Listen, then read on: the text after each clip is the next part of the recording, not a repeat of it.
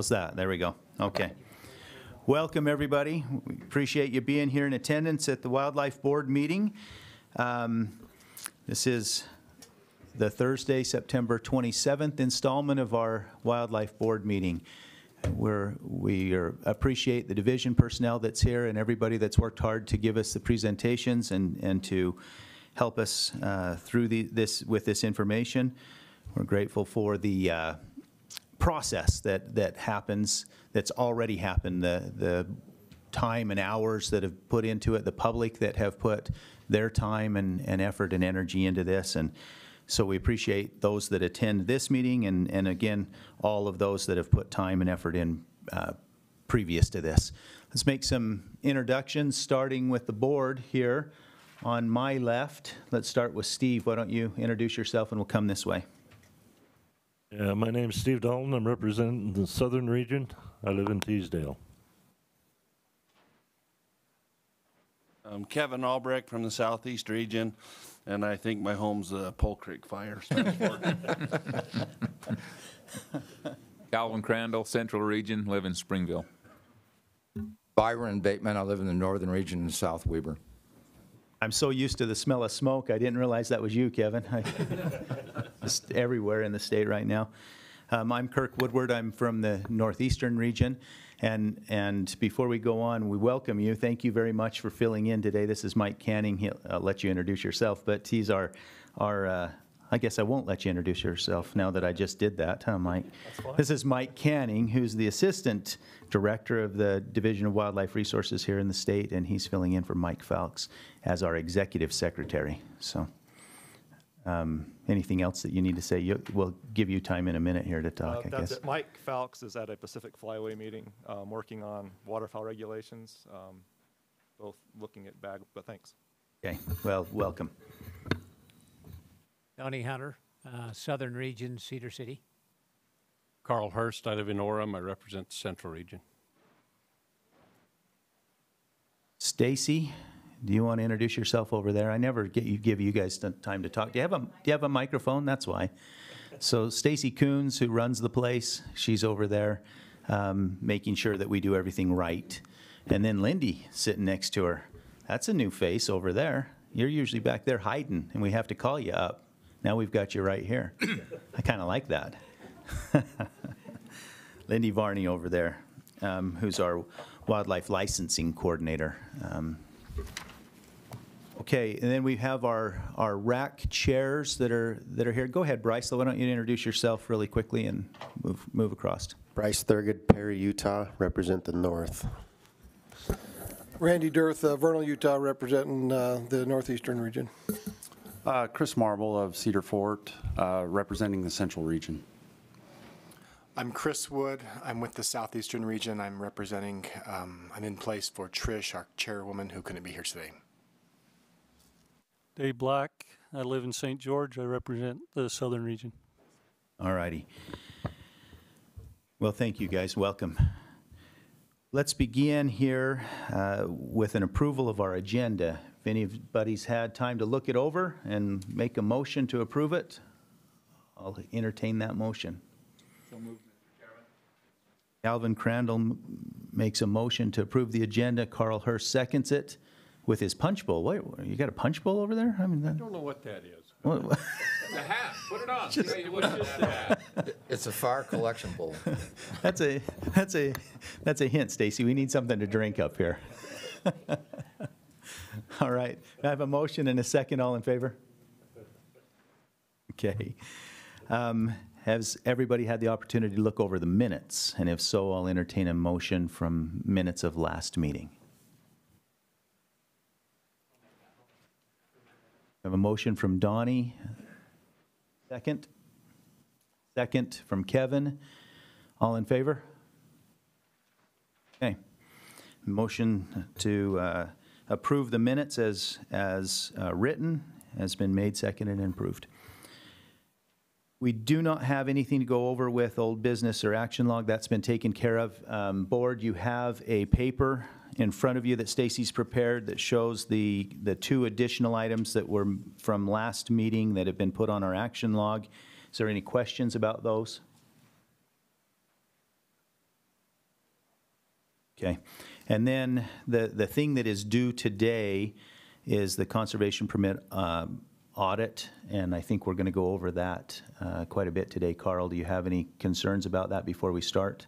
No, I mean, reading through it, I think we'll just progress with it. Anything else, Byron? No, that's it. Okay, we'll give some time to Mike for the division's update. All right, thank you. I'll be brief today. I just had a few items I wanted to update the board. And Every meeting that I've ever been to, the director says, I'll be brief today.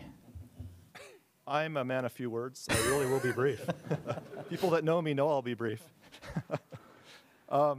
We had the grand opening of our Eccles Wildlife Education Center at Farmington Bay earlier this month on September 5th. It was very well attended, and there was a lot of enthusiasm. It was a really nice ceremony, and it's a very nice facility. So I hope everyone gets a chance to get out there and see it, and we hope it gets a lot of use. We hope have a lot of people out there learning about wildlife, hunting, conservation, and it's really a good place for us to get our message out. So that was very exciting for us. On another item, I'm sure all of you are aware, we've had a very rough fire season this year, including the recent fires in Utah County that have already been mentioned. Our habitat section and our watershed restoration initiative partners are already very busy planning fire rehab projects throughout the state. We're ordering seed. Our seed warehouse is going to be bursting at the seams and getting logistics ready to go. We'll try and do as much of this rehab as we can this fall. And so we don't have much time. It's going to be very busy, but we're on top of it.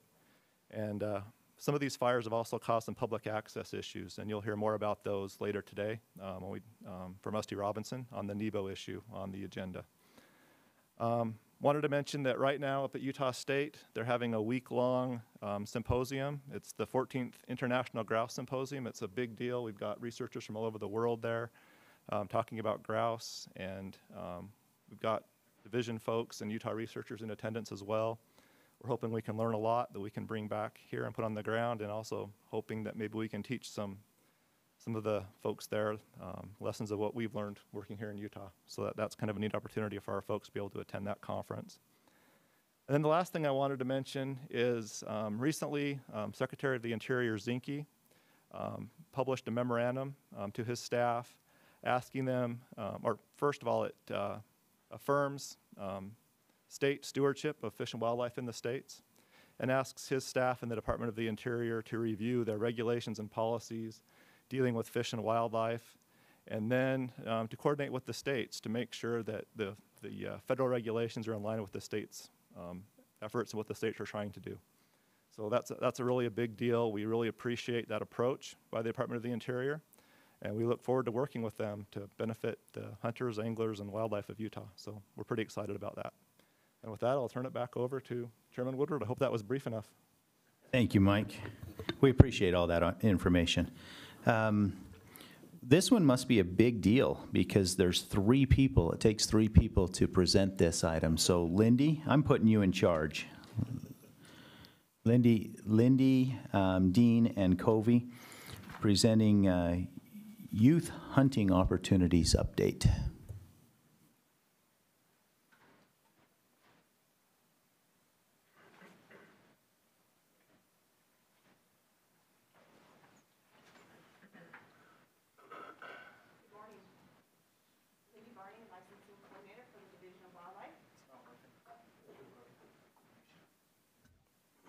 Now can you hear me? Paul, is she good? Good. Good, yep. All right, Lindy Varney, Licensing Coordinator for the Division of Wildlife. I'm here this morning to present an informational to you guys about youth opportunity. So back in April, the board asked the division to explore ways that we can give youth more opportunities for big game hunting. This presentation will focus on 3 different areas presented by 3 different people. So first you'll hear from me. I'll be going over current youth opportunities that we are giving out to the youth. I will also be addressing the concept that's been floating around out there about guaranteeing a youth a general season deer permit if they apply in the big game drawing. Next, you'll hear from Dean Mitchell. He'll be going over the recruitment, retention, and reactivation that the division would like to focus on. Next, you'll hear from Covy Jones, and he'll be going over future opportunities that may be coming to the Racking Board in the future about youth and in general. So first, I would like to take a few minutes to go over all the different opportunities that we do currently offer to our youth. So I'll do one by one so we all can understand the difference. So first, we reserve 20% of all of our general season buck deer permits to the youth. We allow the youth to hunt all 3 seasons if they draw out for the any legal weapon hunt. We have a youth any bull elk drawing that has 500 permits for the youth. We reserve 30% of our management buck deer permits. We offer 3,661 general season archery deer permits for the youth. Now this is above and beyond what goes through the drawing. This is 20% of the archery quota that goes on sale over the counter in July. Next, we offer 30,000 general season bull elk permits that the youth can purchase. We reserve 20% of all antlerless permits. We reserve 15% of greater sage grouse, sharp-tailed grouse, swan, and sandhill crane permits for the youth. We reserve 15% of all limited entry turkey permits, and we allow the youth to hunt the general season if they don't harvest during the limited entry season. We reserve 15% of the fall turkey permits to the youth with a reduction in the permit fee.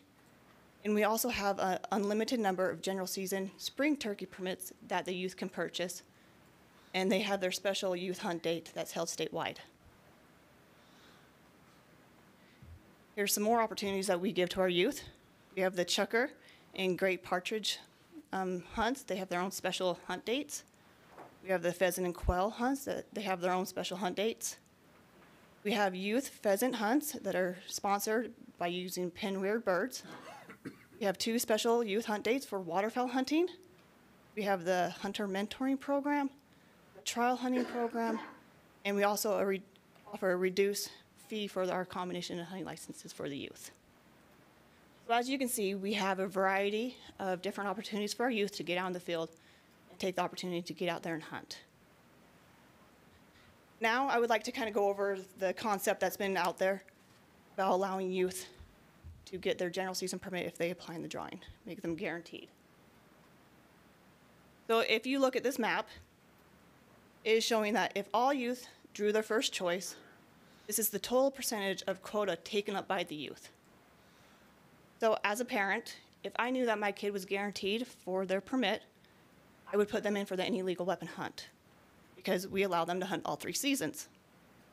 So what I did is I took the total approved any legal weapon quota and took all the youth applications out of that quota, so subtracted out the any legal weapon quota, and that's how I got these percentages. So, for example, on the Plateau Thousand Lakes, if we were to give all youth that applied for this hunt, we would be above 135% of the approved any legal weapon quota. There are 5 more units that we would be offering more quota to the youth that's approved for the any legal weapon hunt. There's 9 more units in the state that we would be issuing more than 50% of the any legal weapon quota to the youth. So another way to look at this, if I was to apply for the Pine Valley unit as an adult, I will never draw this unit regardless how many preference points I have, because all the quota is taken up by the youth. And that goes for the top 5 that's on this list. So no parent, grandparent, or anyone above the age of 18 will hunt those units in the state of Utah as a rifle hunt. I do want to remind you that this is the 2018 data that I'm currently using, and I feel confident to say that if we allow youth to be guaranteed a permit, the demand will go up dramatically. They will start shifting because as parents, their behaviors will change, and they'll put them in for units that they know that they can definitely get. So on the positive note, as I was going over this data, I did find some draw strategies that we could do for the youth that wouldn't require a rule change. The first thing I noticed is that we weren't converting unused non-resident youth quota and rolling it into the resident quota. So all in all of our other draws, if we don't have enough non-residents applying to utilize that 10% that we reserve for them, we put it into the resident quota and let the residents draw those permits. We don't know why this wasn't happening in that round, but moving forward, I could do that in the next drawing, is convert that. That's just programming changes, my contractor. Next, I noticed that we weren't offering or reserving 20% of the dedicated hunter quota to the youth. Again, we can do that without a rule change. It's just programming with my contractor. Now that you've heard of all the different opportunities that we offer to the youth and what could happen if we guarantee a general season deer permit to the youth, I'm going to turn it over to Dean Mitchell, and he's going to talk about the R3 efforts for the division.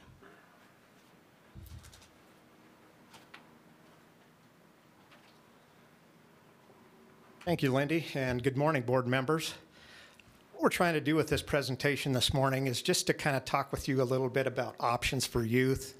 I'm going to talk with you a little bit about what other state wildlife agencies are doing when it comes to recruitment, retention, and reactivation of hunters, primarily in this presentation. And the first thing that I wanted to do was just to share with you a couple of data slides.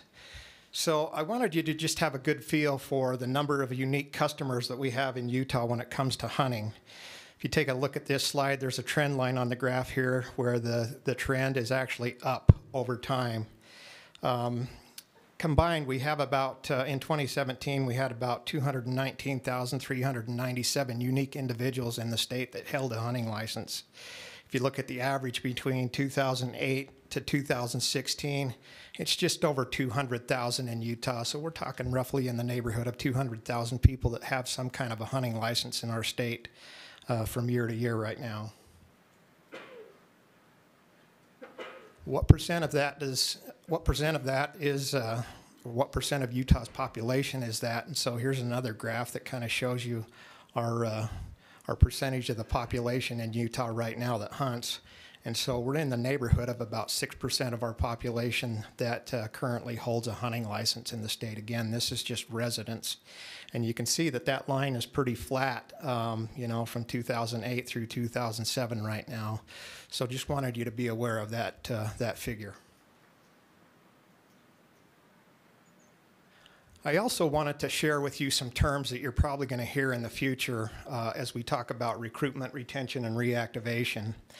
And there was a study that was completed. It was actually completed this year called The Future of Hunting and Fishing, looking at you know, people that hunt and fish across the country. This was a nationwide study. And there's some terms in here that I want you to be familiar with. So the first one I want to talk about is what's called age effects. And so as we look at license buying behaviors in people across the country and here in Utah, we know under what are called age effects that there's a very marked increase in people getting into hunting in the country in between the ages of 12 to 17, and I'll show you that here in a minute in Utah's data. We also know that once they get into hunting in the country and here in Utah between the ages of 12 to 17, that they typically get away from hunting when they go to college and as they begin to establish as young families and young adults. So that's age effects. Period effects, as we look at the data, are things that happen such as the 2008 stock market crash and housing market effects that went on. People across the country, for the most part, in 2008 kind of got away from hunting and fishing, but not as much here in Utah as you see in other parts of the country out there. We really like to hunt here in Utah, and so we didn't see those period effects in 2008 like we did in many other parts of the country. So that's period effects. Let's talk about cohort effects right now for a minute. Looking at data and license buying behaviors throughout the country, we know that people that were born from the years 1960 through 1980 are very, very likely to hunt and fish. They have very, very high participation rates throughout their lives. And so that's a cohort. That's a group of people within that 20-year stretch that have a propensity to both hunt and fish. Also looking at the data here, I think you've heard us talk about people aging away from hunting and fishing. And based on this study, it looks like that if state wildlife agencies don't begin to do something in as early as 2024, state wildlife agencies are going to incur some impacts as a loss of revenue with people aging away from what it is that we offer as state wildlife agencies. We also know, based on this study, that if we don't do something different than we've been doing in the past, that by the year 2032, we're really going to feel the effects of people aging away from both hunting and fishing in the country.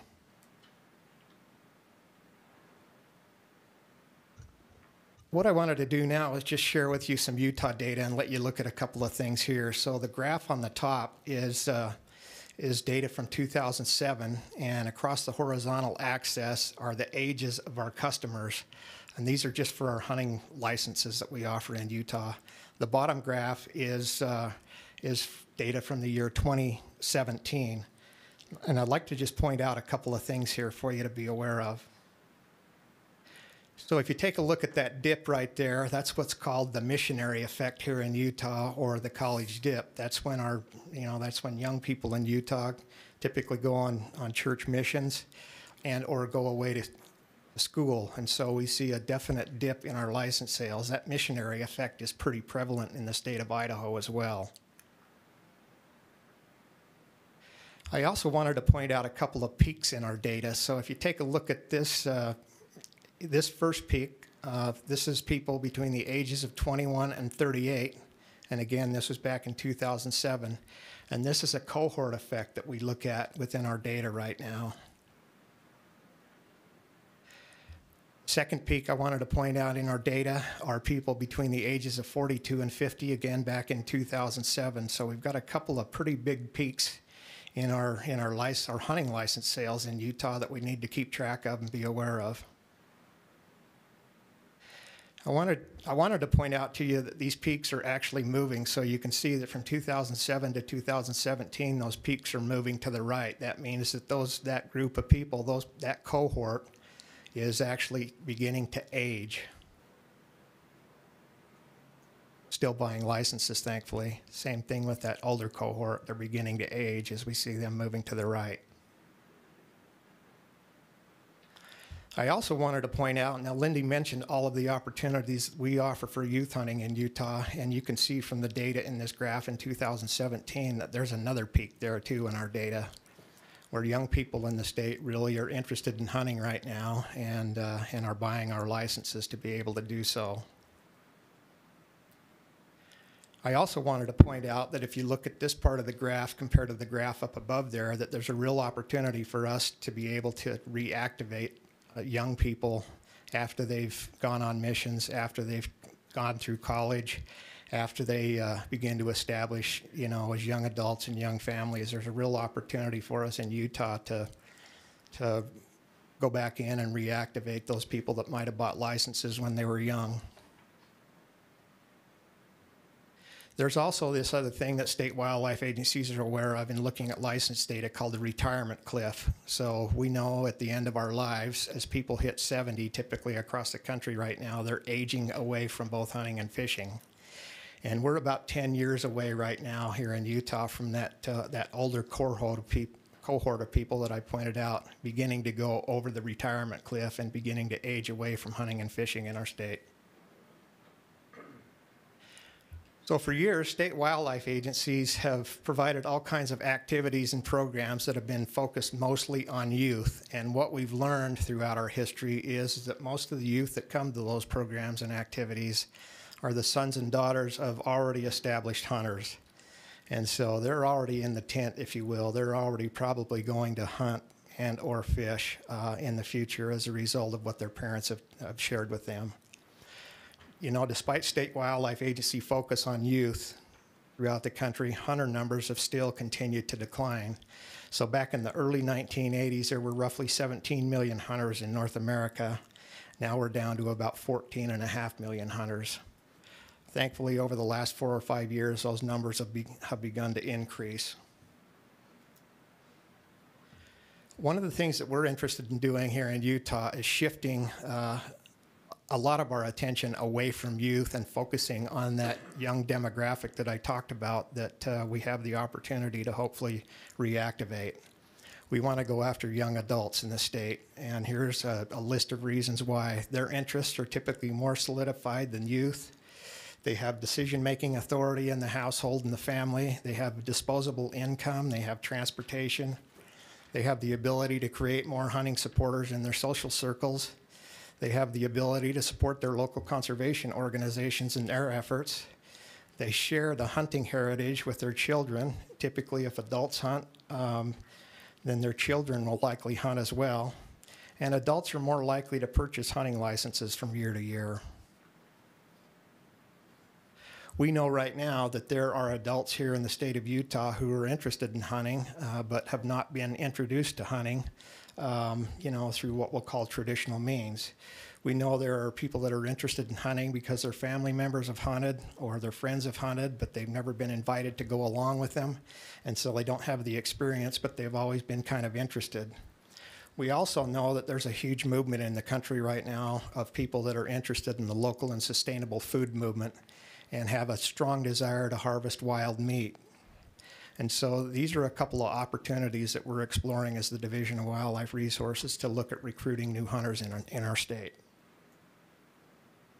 So looking ahead, we don't want to wait as a state wildlife agency until people begin to go over the retirement cliff here in Utah before we do some things.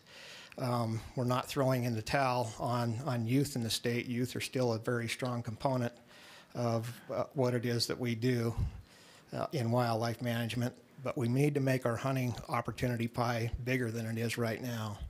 We know there are plenty of opportunities for people to get involved in hunting and upland game and waterfowl in Utah, and Covy's going to talk with you in a minute here just about some of the new emerging ideas that we have for big game. The reason that we're going after the young adults, we're kind of shifting gears away from just youth to young adults is that we know that we can probably curb that retirement cliff or people going over that retirement cliff and help curb the number of people that are aging away from hunting in Utah a lot faster with young adults, young families than we can with youth.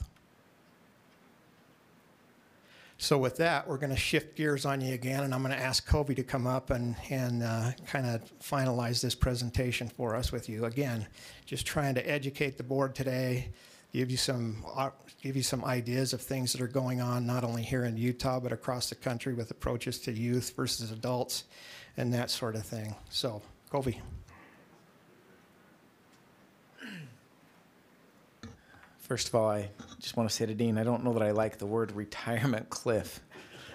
Learned a couple things during this presentation. Apparently our lives end at 70, and there's a retirement cliff. So anyway, lots to look forward to. So what I want to speak about, this slide, these are all just examples, but this first slide is just looking at what we offer to youth, and this example is just general season deer. Currently the first piece of the pie they get is 20% of general season deer. And if we look at that and assume that currently at 90,000 permits, which is about what we offer, we're there on the left, we're offering 20% of that that are just youth specific, and then they get back in for the draw again if they don't draw the first round. What we really would like to do is look at ways to grow the pie. And we have some ideas. We won't be divulging all those today. What we'll tell you is that we're going to be bringing you strategies that will do that. And so we end up looking more like on the right side there. It's my right. The right side where we have a larger pie, and 20% of a larger pie still is a larger number. And we would prefer to do that instead of increasing the percentage that youth get. And there's a reason why. There's rationale behind that. It's not that we don't like youth, because we do. I mean, as a dad of young kids, it's really important to me that they have that opportunity to get out there.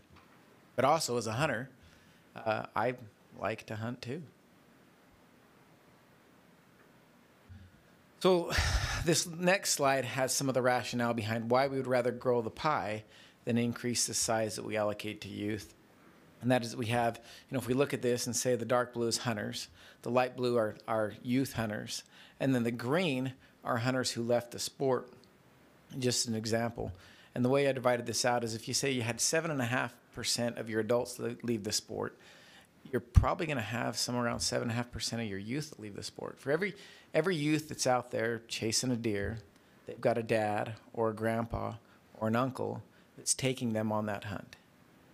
And if we look at providing or over-allocating youth opportunity, what we could end up doing is negatively impacting what we're trying to create, and that is youth opportunity. If we don't have dads and uncles and brothers and grandpas and neighbors that want to take a kid out or that have the ability to get a permit and take a youth out, we're going to end up pulling out, we'll end up with hunters that leave the sport.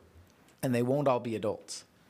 You know, some of those, maybe up to half of those, would be youth that just don't get that chance or that opportunity. And I keep talking about opportunity. I think this is really important. We try to do this in the division. We look at it as a pendulum, and sometimes we simplify it and think that it's just a two-dimensional pendulum where we swing either towards opportunity or we swing towards quality. And we're always trying to strike that balance of providing the quality that we've agreed to our public, which for deer would be the buck-doe ratios that we've agreed to manage to, and then provide as much opportunity within that as we can and still meet the quality expectations. One of the things that we don't think about is that I would present to the board that it's really not a two-dimensional pendulum. It's three-dimensional. And so sometimes as we swing towards providing more opportunity, we come up with an idea that also makes things more complex. You know, some of the ideas that I think we've had in the past that are good ideas and they've accomplished what we needed to at the time. One example would be antlerless control permits. Well, if you have, you know, a buck bull or once in a lifetime permit for this unit, you can also buy an antlerless control permit that allows you to harvest an elk while you're out hunting your buck bull or once in a lifetime animal. And the complexity comes in, well, the boundaries aren't exactly the same. So, you know, you can't hunt the whole boundary for your antlerless permit. Or what if you harvest your buck or bull? Can you still hunt your antlerless? And there are answers to all of these, but it really complicates hunting for those that are just trying to go out and get into the sport and learn how to do this. So as we present ideas that will swing towards providing that opportunity or growing the pie, we have to be cognizant that those ideas stay simple. We don't overcomplicate things, because that's also where we can lose hunters moving forward. And I think we've all been there. I mean, I know I've looked at the guidebook and said, wow, this had a lot of consequences that were hard to think through all of them, and now this is really hard to understand exactly how we do this. So in summary, we're going to be bringing some stuff back to the board. You know, today is not an action item. Obviously, it's informational. But when we look at youth opportunity, what we want to do is grow the pie. We know that we understand that we're obligated to maintain some sort of quality with our public, but we also want to bring forth ideas that reduce complexity, and that, you know, over-the-counter sales and things like that. The simplest, easiest way to get a permit and get out there and hunt, and also, while doing all of this, increase opportunity. It's not easy. So just to look at it one more time. You know, we currently offer plenty of youth hunting opportunities. We currently offer a lot. And I've said this before at this very mic, we have an opportunity issue, not a youth opportunity issue. And if we can grow the opportunity, we can grow the youth opportunity. Moving forward, we plan to focus on recruiting that adult cohort. And as we do that, that will also benefit youth, and continuing to offer those opportunities for the youth. And we work on strategies to grow the pie, simplify complexity, and increase opportunity. With that, thanks for your time. Thank you, Covy, Lindy, and Dean. We appreciate that. Do you have any questions for him? He disappeared. How many, I mean, the easiest thing seems to be the leftover non-resident tags, whether we can just offer those to youth, whether we can offer them to that 18 to 27 group. How many of those are we talking, and is it too complex to offer it to both those groups? So are you talking about the remaining? The leftover non-resident tags, could we direct those back into maybe those two age groups or one of those age groups? I mean, how many tags are we talking? So the part that I talked about, converting the non-resident quota back to the youth, it was around 1,200 permits. And I did the math, and around 500 youth would have drawn if we would have been converting those back into the non-resident, to the resident youth quota. And is there a way, is there a way to program that it could go to the youth, but also that next segment of up to the 18 to 27? That's where Covy's talking about, the complexity. Right. That would be very complex and challenging to do. Lindy, I got a question. On your slide, when you first went through the hunting opportunities, you talked about the 30,000 general season. Can you talk a little bit more about that? Is that how many go to the youth? No, those are the general season any bull and spike permits that we sell in July. So it's an opportunity that the youth can purchase, and only around 6% of our youth are taking up that opportunity. Okay, so that's not a whole lot. So they aren't restricted on those ones. You didn't include the cow tags in the presentation anywhere, did you? What cow tags? Cow elk. The antlerless permits? The antlers permit, yeah. We reserve 20% to the youth for those. Or is that what you're talking That's someplace where you can grow that Another number and stuff opportunity, like that yes. substantially. Mm-hmm. I just want to thank you for bringing that forward and stuff like that. I thought it was very, very interesting and stuff, so thank you. You're welcome. And I too would just say that I'm very grateful that you bring that. I think that's one of the things that we hear a lot from the public that they ask us for. I think it's important that all of us get really familiar with what you presented to be able to share that with the public. But I would also ask, I think this would be very important to go out to the racks, and that each of us and all of us in this room have a role in sharing that and sharing the complexity and trying to work through this. And so I too thank you. Welcome. Could you email us a copy of this? Yes. So that we can use that, because that's good We information. are working with our outreach team to update our youth webpage to get all this put together, so then people, adults, parents can go out and see what we are offering, what kind of opportunities their kids can go explore. So we're working with them as well to get that updated. Yeah, right. Thinking of one thing with the youth and only 6% applying for the elk tags. They're $50. We've done a little bit with the turkey to reduce that amount to youth. Could we think about doing that with our youth and the elk tags? That's an option that we can think about. That would have to be change up at the legislative. It's legislative, yeah. Mm-hmm. But it's something that we can throw around. And then, the public can help too, sell those and get those kids involved. Yeah, we can do that if you get us the information. Okay. Thank you. Thanks, guys. Appreciate it.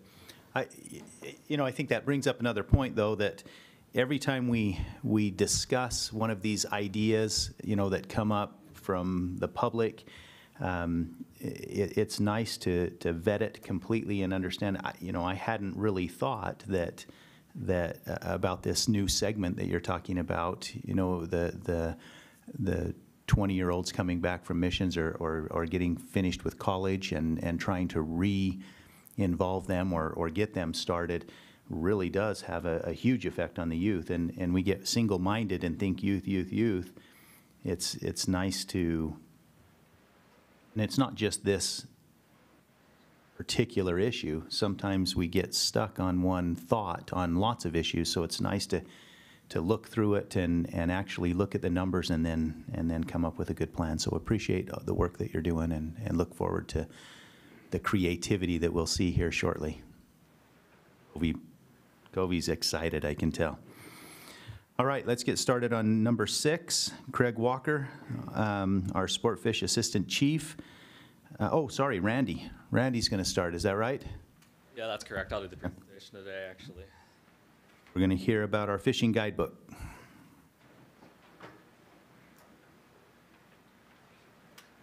Okay, well, thanks for the introduction. My name is Randy Oplinger, and I'm a Sportfish Coordinator for the Division of Wildlife. And there's really 2 things that I'm going to be doing today. First, I'm going to be talking a little about the results of a fishing regulation survey that we conducted earlier this year. But I'm actually going to be spending the bulk of my time going into our recommended fishing regulation changes for the 2019-2020 fishing guidebook cycle. But before I get into that, I just want to talk a little bit about how we use regulations to manage our fisheries in the state. I'm also going to talk a little about how we set our regulations, and then I'll get into the results of our angler survey. But broadly speaking, we use our regulations to help maximize angler satisfaction here in the state.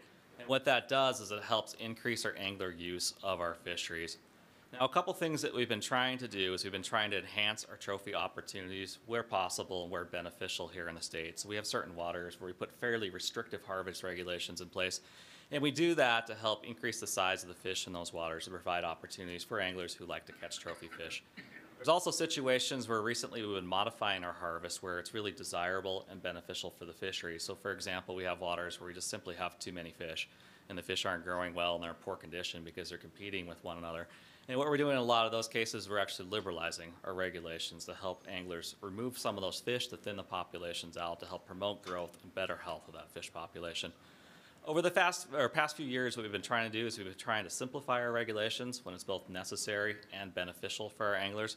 We've also been trying to make sure that the regulations that we have in place are consistent with our management actions and our conservation needs that exist on the landscape. So as I go through our proposed regulation changes, I'm going to try to highlight how each of our regulations kind of addresses each of these regulations or each of these objectives that I just talked about. But before I get into that, I just want to talk quickly about how our regulations are determined. It's really important with us that we use science as the basis behind our regulation changes that we're making. So there's a couple ways we could assess our fisheries. The first way is we conduct creel surveys, which are really interviews with our anglers. We're able to go out and we see the fish that the anglers catch and talk to the anglers to see kind of what they're catching, if they're satisfied with the fishery, and that sort of thing. The problem with creel surveys is they're very time consuming and they're very expensive, so we're not able to do creel surveys on all waters. So what we also do are netting surveys or electrofishing surveys on a lot of our waters. And what that does is those are kind of quick assessments where we're able to go out and, as biologists, get our hands on a lot of fish and just look at how the population's doing. And what that does is give us an idea of the fish that are truly available to the anglers. So what we do is we take the results of these creel surveys or our netting and electrofishing surveys and we compare those to either historic trends or benchmarks, and that allows us to determine if we have to make changes to our harvest. So what we do then is our fisheries managers, if they sense that there's some change that needs to be made to the harvest of the fishery, they look at their regulations. They look if they can maybe make a change to their regulations, and they make recommendations. Those recommendations are then brought before the public. We conduct a public survey to see how supportive the public is of those regulations that we're looking at changing. And then we bring those changes forward before the RACs or the Wildlife Board. So once again this year, we did a survey to look at our fishing regulations and to see how supportive the public is of the regulation changes that we're proposing. This survey was an online survey. It ran between May 18th and June 15th of this year, and we received responses from 4,718 people, which actually equates to a 27% response rate for the survey. So what we did in this survey is we asked for public support for each individual regulation change that we're recommending. But we also collected data on angler behaviors, their preferences, and their county of residence. And what we use that data to do is we're able to better characterize our individual regulation changes and see how people who are most impacted by those regulation changes feel about those regulation changes that we're proposing. Again, we collected data on the percent opposition for each proposed regulation change, and broadly speaking, each of our regulation changes were pretty highly supported. They were opposed by less than 30% for each individual regulation change. That's on a statewide basis. We did find high local opposition for 2 of the regulation changes that we're proposing, and I'm going to discuss those regulation changes and how we responded to that high opposition in a little bit more detail when I get to those individual regulation changes. Okay, so now I'm going to get into the regulation changes that we're proposing. I'm going to begin by talking about our general regulation changes. So these are ones that are going to affect anglers on a statewide basis. The first one relates to the use of corn as bait here in the state. So if we go back to 2016, the angler survey that we did at that time found that 70% of our anglers were supportive of the use of corn here in the state as a bait. As a result of that, what we did is we established a pilot study on 8 waters in the state where we allowed corn to be used as bait on those waters. And what we've been doing is we've been tracking littering violations on those 8 waters over the past couple of years to just see if there's any increase in those violations as a result of us allowing corn on those waters. So during our 2018 survey, so the one that we did earlier this summer, we actually asked anglers if they had witnessed any negative impacts of corn use on those 8 waters that we had set up in the pilot study. We had 1,636 anglers come back and tell us that they had fished at 1 or more of these waters over the past 2 years, and only 3% of those anglers observed any negative impacts of corn use on those 8 waters. Also, during that time period, we asked our law enforcement personnel, and we haven't seen any increase in our littering violations on those 8 waters. And also, anecdotally, our law enforcement personnel have not seen any impact with corn use.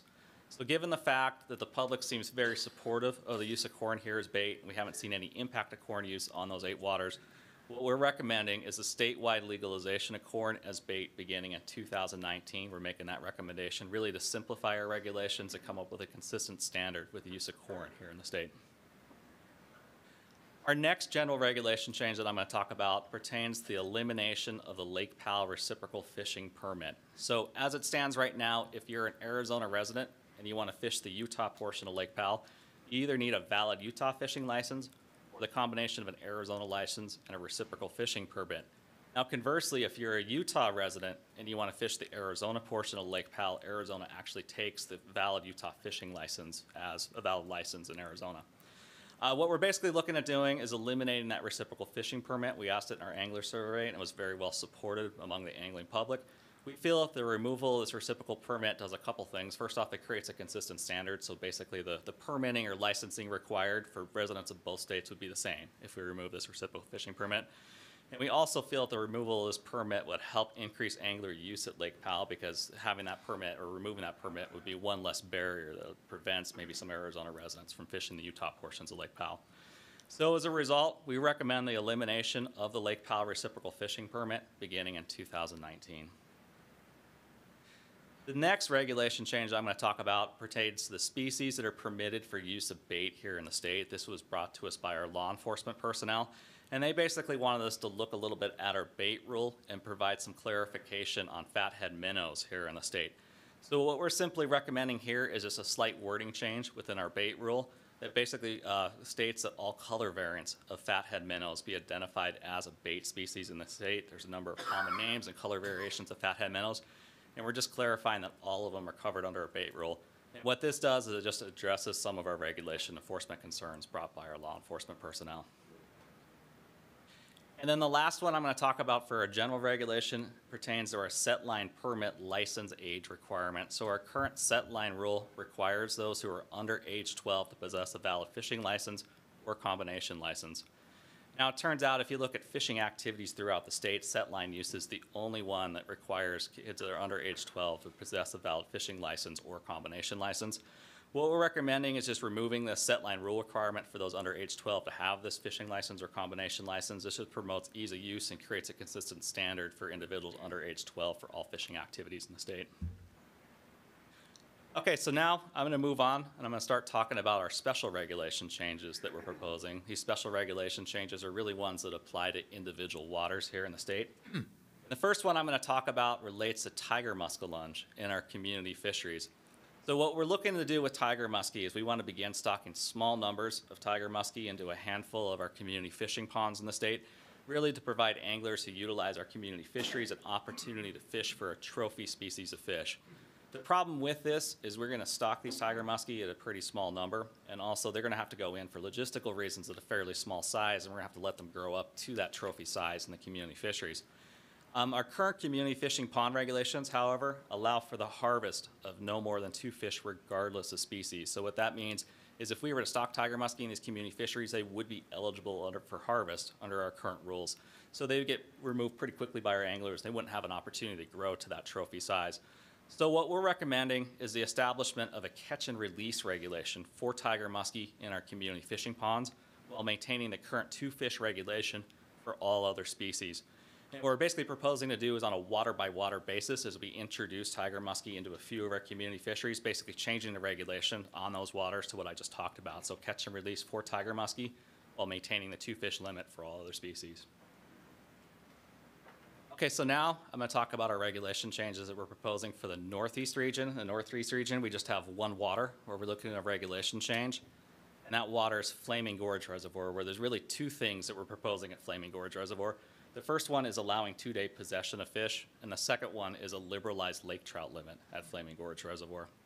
What we found during our survey is that only 17% of respondents were opposed to a 2-day possession rule at Flaming Gorge Reservoir. It would allow 8 trout or kokanee salmon in possession, with no more than 6 of those being kokanee salmon, 24 lake trout in possession, with 2 over 28 inches being allowed, 12 catfish, and 20 smallmouth and largemouth bass, and that's a combination of those 2 species. Now, when we look specifically among anglers who fish Flaming Gorge Reservoir, we found only 20% were opposed to this regulation change. So as I mentioned, there's really kind of 2 parts to this regulation change that we're proposing at Flaming Gorge. The first part is this 2-day possession component. The second part is a liberalized limit for lake trout. The reason we're proposing this liberalized limit is, first off, Wyoming has already moved to a 24 fish possession limit at Flaming Gorge Reservoir, so we just want to make our regulation in line with what Wyoming already has. And also, more broadly speaking, the division and Wyoming Game and Fish is really concerned about increasing numbers of small lake trout in Flaming Gorge Reservoir. And what we would like to do is increase our harvest limit to allow anglers the opportunity to keep more fish to thin the population out, to help reduce the numbers of those small fish and help maintain Flaming Gorge as a trophy lake trout fishery. Now, as I mentioned, the second part of this is the 2-day possession component of it. Currently in the state, there's only 2 waters where we don't allow 2-day possession limits, and one of those is Flaming Gorge Reservoir. So we would like to make Flaming Gorge another water where we allow 2-day possession to make it consistent with other waters in the state. We think this is justified, given some of the creel data that's been collected by biologists in our state and also by Wyoming Game and Fish, and the fact that we haven't seen any effects of 2-day possession in any other waters in our state. So just to kind of summarize what we're proposing for Flaming Gorge, in order to simplify our regulations and increase angler harvest of lake trout, we're recommending 2-day possession at Flaming Gorge, with a 1-day limit of 12 lake trout with 1 over 28 inches being allowed for possession. Okay, so now I'm going to move to the central region. In the central region, we have just 1 water where we're looking at doing a regulation change, and that water is Strawberry Reservoir, where we're looking at 2-day possession on that water as well. So as I mentioned, for Flaming Gorge, we currently have 2 waters in the state that don't allow 2-day possession. One is Flaming Gorge, and the second one is Strawberry Reservoir. So we're basically looking at 2-day possession at Strawberry to make it consistent with the other waters in the state.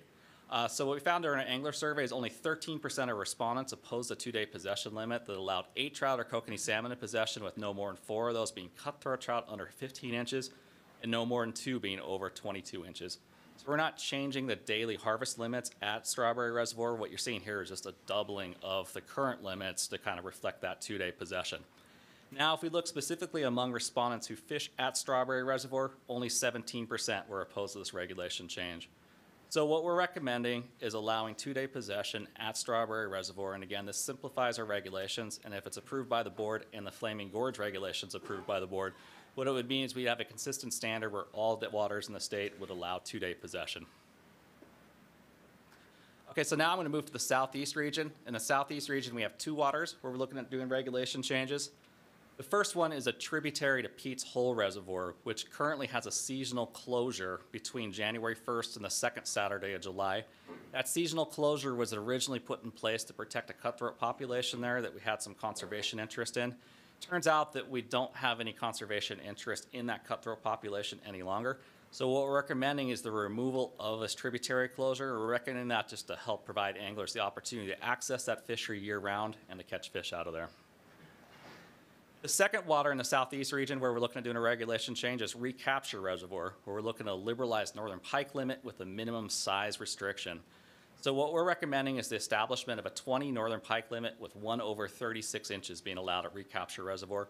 The reason for that is we're concerned about increasing numbers of northern pike at Recapture Reservoir. We're starting to see them compete with one another, and it's reducing their growth rates. So we'd like to provide anglers the opportunity to remove some fish to thin the population out to help promote growth and restore some trophy opportunities at Recapture Reservoir. Okay, so now moving to the northern region. In the northern region, we have just 1 water where we're proposing a regulation change, and that's at Cutler Reservoir and also some of the tributaries of Cutler Reservoir. What we're recommending is basically reducing the channel catfish limit at Cutler Reservoir and its tributaries from 8 fish down to 4 fish. The reason we're making that recommendation is we're concerned about over-harvested channel catfish, and we'd like to protect some of those catfish and help maintain some trophy angling opportunities for channel catfish at Cutler Reservoir and its tributaries.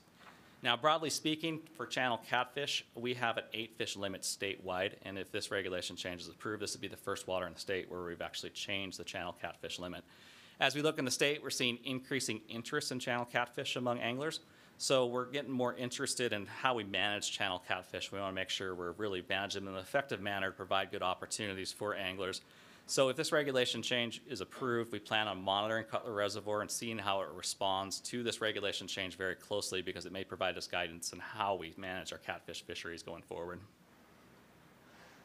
And then finally, I'm going to talk about the southern region. In the southern region, we actually have several waters where we're proposing regulation changes.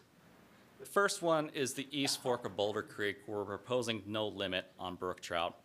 This particular regulation change was really brought to our attention during a public town hall meeting that we held earlier this year, where basically we were looking at options for restoring cutthroat trout in East Fork of Boulder Creek. And the results of that town hall meeting kind of suggested the public really wanted us to look at liberalizing harvest of brook trout in the East Fork of Boulder Creek, so the public could kind of do their part to thin that brook trout population out. Now, broadly speaking, we would like to restore cutthroat trout in the East Fork of Boulder Creek to help meet some of our recovery program objectives, and to help prevent them from being listed under the Endangered Species Act. So as a result, we really feel that we need to remove brook trout from the East Fork of Boulder Creek to help address some of those objectives. During our regulation survey, we found that 19% of respondents were opposed to the establishment of a catch and kill regulation for brook trout on the East Fork of Boulder Creek. But when we look specifically among anglers in Garfield County, 78% were opposed to this regulation change. So this is that catch and kill regulation. What we did is, as we kind of looked at the results of the angler survey and looked at the reasons why Garfield County residents were so opposed to this regulation change, what we found out is a lot were opposed to the idea of us basically establishing a regulation that forced them to kill brook trout. So in response to that, and kind of in reaction to the results of this town hall meeting, we've actually modified our regulation recommendation from our original one that we had in our angler survey. And we're recommending a no limit regulation for brook trout on the East Fork of Boulder Creek. So the difference between the two is the catch and kill regulation would require anglers who caught brook trout to kill the brook trout. A no limit regulation would provide anglers who want to release brook trout the opportunity to release them, but those who want to keep brook trout would have the opportunity to keep as many as they would like. So as a result, what we're recommending again is this no limit regulation for brook trout on the East Fork of Boulder Creek. Our next one in the southern region is at Navajo Lake, where we're basically proposing a minimum length limit. So what we're recommending is keeping the current 4-fish limit for trout at Navajo Lake, but establishing a limit of 1 trout over 22 inches being allowed for harvest. The reason for this is we're becoming increasingly concerned of overharvest, particularly splake in Navajo Lake, and we want to establish this regulation to help prevent that overharvest from occurring and help protect that fishery. The next water where we're proposing a special regulation change in the southern region is the East Fork of the Sevier River. So currently in the East Fork of the Sevier, there's one section that's only open to artificial flies and lures and has a restriction of 2 trout being allowed for harvest. What we'd like to do is eliminate this fly and lure restriction and increase the harvest from 2 fish to 4 fish. What we found during our survey is statewide 16% of anglers were opposed to this regulation change. But when we look specifically among anglers who fish the East Fork of the Sevier River, 51% were opposed to this regulation change. What we're recommending, regardless of these findings, is that we eliminate this fly and lure restriction and increase the trout limit on East Fork of the Sevier River to 4 fish.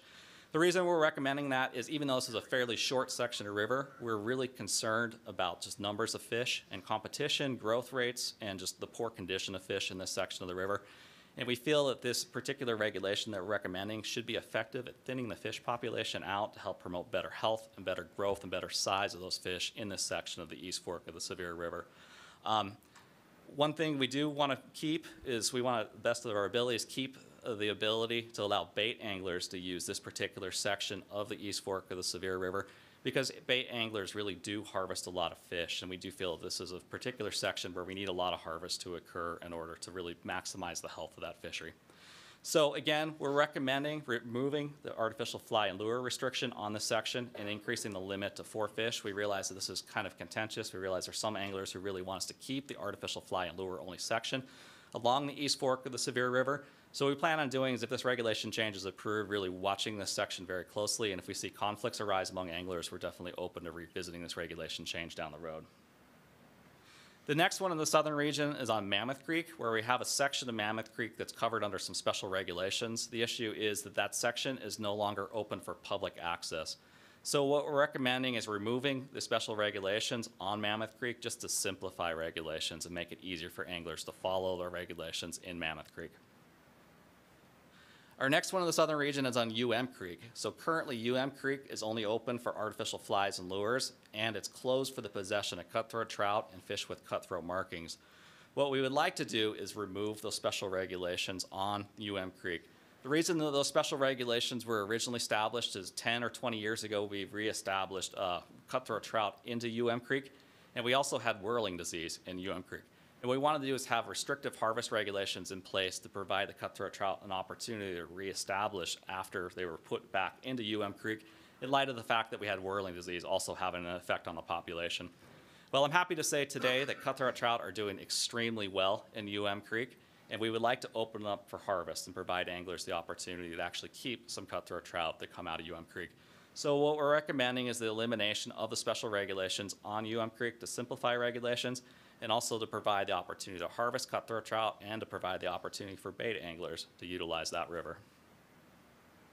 And then the last one we have in the southern region is on Paragona Reservoir, which is also called Red Creek Reservoir, where we would like to eliminate the special regulation on that water body.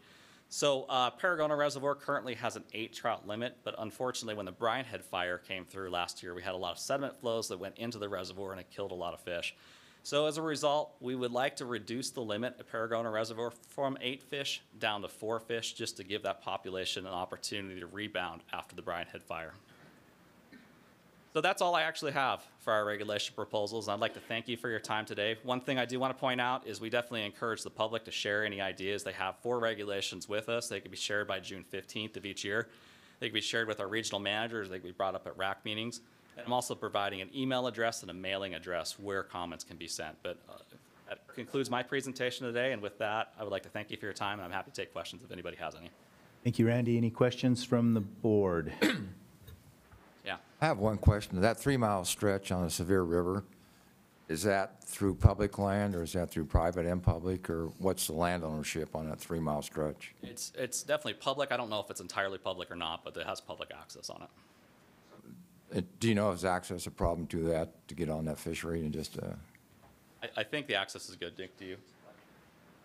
Yeah, it is. So. And that's one of the fisheries we have. We've got too many fish and they're stunted and stuff like that. Yeah, we're starting to see some issues with stunning and poor health of the fish. No, we had that same problem several years ago on the Provo River and some other places and stuff like that, where we have too many fish, you get the stunted fish. Or are we going to be wasting fish if we don't harvest like you're recommending? What's that going to do to the fishery? I don't think we're going to be wasting fish per se, but I think we might continue to see poor growth among the fish, and they might not grow to the size necessarily our anglers desire in that section of the river. Obviously, we have a comment right there. Oh, you're going to chime in, Nick? Yeah. So Nick Braithwaite, I'm a fisheries biologist in the southern region. So I just wanted to add that that section of the Sevier River is on our Black Canyon WMA. There's good public access through that section. Does it get a lot of use from the public? We haven't done a creel survey or anything, but just anecdotally driving by and talking to anglers, it gets quite a bit of use. We've done some stream restoration work in there, and there's good access and signage.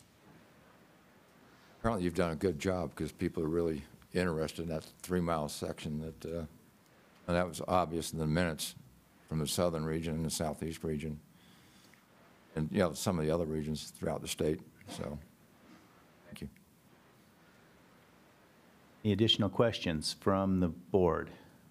And just to clarify on the we're looking to harvest cutthroat trout and trout that look like cutthroat and take away the lure restriction, put bait up on it. That's correct. If we do this, are we going to have any special waters where fly fishermen can go and enjoy their fishing experience?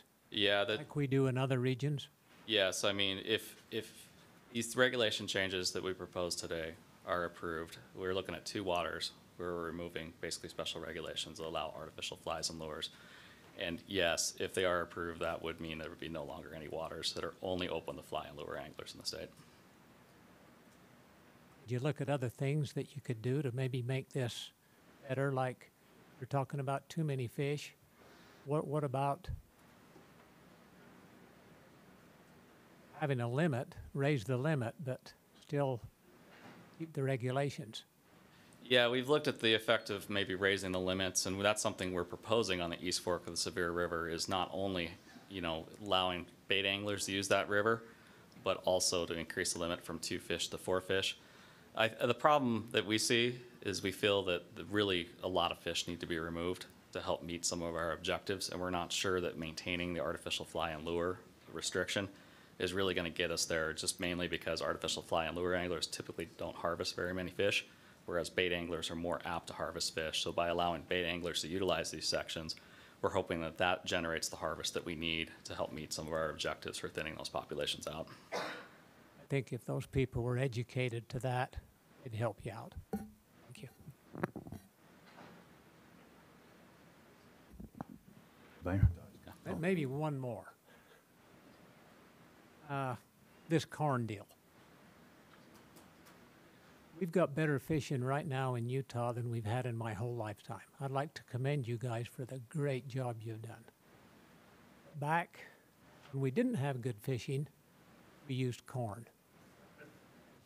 And wow, did it ever get used. And you talked about not having any problems with people chumming. You know how long it takes to throw a can of corn out?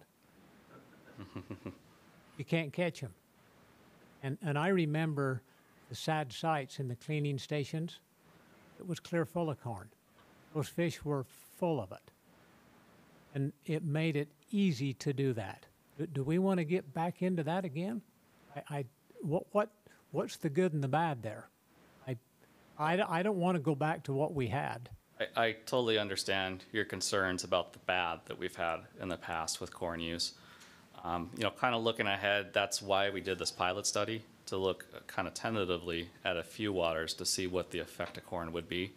And again, on those waters, we didn't see any of what we used to see in the past crop up. So it's kind of almost like maybe there's been a culture change or something over the past several years that have led people to change how they use corn. So we didn't see those effects, which was very promising, and that was one of the big things that we were looking for to move forward with state legalization of corn, was to make sure that those effects didn't crop up again. Also, on top of that, we see high kind of interest among our anglers for corn. And also, if we kind of look regionally throughout the West and we talk to kind of our counterparts in other states, they all allow corn, and they don't see the chumming issues that we used to have here in Utah. So, you know, we feel pretty confident that anglers in Utah are going to behave very similarly to these other states. And we also feel that, you know, given the results of this pilot study, it's pretty justified moving forward with corn. Got a couple of questions and a comment. Were there any law enforcement problems on a 3-mile stretch that would help, you know, your decision to make that change or recommendation, or no problems at all with law enforcement, just where it's strictly flying or only? Yeah, I'm not aware. I don't know if you have that information or not, Nick, on. No, I'm not aware of any law enforcement problems. It was mainly a feeling from the fisheries biologists that biologically we weren't gaining a whole lot with the regulations the way they were. But it's well identified along that fishery what? Yeah, I mean, it's well signed, it's right by a highway. It's basically, that's like a limited entry fishing area, and we have several of those throughout the state. I've always wondered, you know, with big game, we have limited entry and premium limited entry that we charge more money for special opportunity for people when we break it down just to certain groups that can use it. Has that ever been discussed within a division to increase, you know, the cost to fish on those premium units for areas throughout the state, other than just your plain fishing license, because it's... You're suggesting maybe some sort of special tag or permit, or stamp or something like that to catch for those a areas. Trophy, or to fish in a trophy area. Because you got like the Grain River, you know, and world-renowned, you know, rivers and stuff like that. But we eliminate a lot of fishermen and stuff like that that can't use that. It's only restricted, you know, 2 types that can do it, so. Yeah, I'm not aware of any recent discussions we've had to do that, but broadly speaking, you know, we use harvest regulations as a main tool for managing our fisheries, and we really rely on anglers to harvest fish to help us meet some of our objectives for fish growth, size, condition, that sort of thing. And in some of these waters, like the East Fork or the Sevier, you know, we're not necessarily looking at limiting number of anglers. We really need more anglers to go into those areas and harvest fish to help us meet those objectives. I understand that, but the other side's saying they don't want anybody else there to help them, you know, manage that. And they're not taking enough the number of fish that you need. And that happens throughout the state on all these other premium, you know, stretches of waters that we have. Yeah, we'll definitely keep that in consideration. That's probably where most of your problem are, these fish that are, you know, we've got too many fish and they're stunted with their growth. And one thing we have talked about is we know that this is an issue, this kind of limited entry kind of thing where, you know, allowing, you know, special access or allowing artificial flies and lures only. One thing that we really want to do over the next couple of years is really look at our stream fisheries in the state and look at how we manage those fisheries. And it's not going to happen this time around, but 2 years from now when we come back with our next round of fishing regulation changes, there's a good chance you're going to see some stream changes to maybe address some of these issues. I'd like to see that, you know, like you say, bring that up over the next, you know, rule book, that we look at, you know, increasing the fees on those special areas and stuff like that, where we do have special regulations. I'm not opposed to fly fishing and, you know, lure fishing. I just think that they should pay more for that privilege to have that, you know, area just to themselves pretty much, and where you eliminate, you know, we're trying to get more kids and stuff out there. More kids, you know, they start fishing with, you know, a worm or a fly or a grasshopper they catch and stuff like that. So kind of goes against the, you know, the R3 and everything else that would, you know, was brought up earlier today as far as recruitment and retention, you know, and reactivation of people to come back into, you know, hunting and fishing. So We'll definitely keep that in mind as we. I'm sure those guys got the money to pay for that. It'd be a slight increase to help, you know, support our hatcheries and everything else where that money could go to, but and put it back into recruitment for the youth. Yeah, we'll definitely look at that as an option as we explore different ways to manage our stream fisheries and provide opportunities. I'd just like to make that an action log item that we put on the action log for, you know, bring that back in the next round when the guidebook comes back, and make that motion to do that.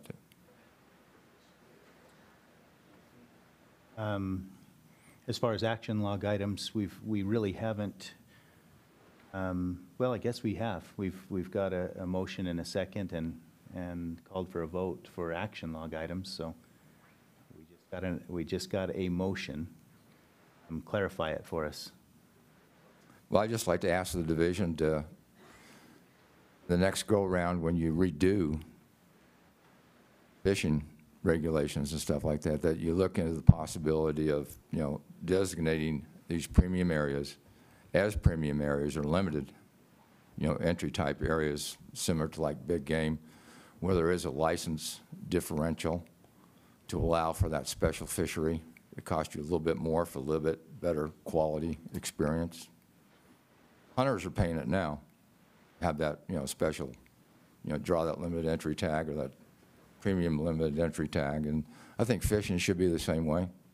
If you get to experience that you should be paying a little bit more for it. I don't know if that clarified it or not, but that made it longer, Byron. When I said clarify, I meant give us a succinct. A brief synopsis of what I just said. Just a motion, not an explanation. Okay. Understood your explanation. Just needed a motion. The motion to increase license for our premium fisheries throughout the state. I'm just talking rivers, not lakes. And just.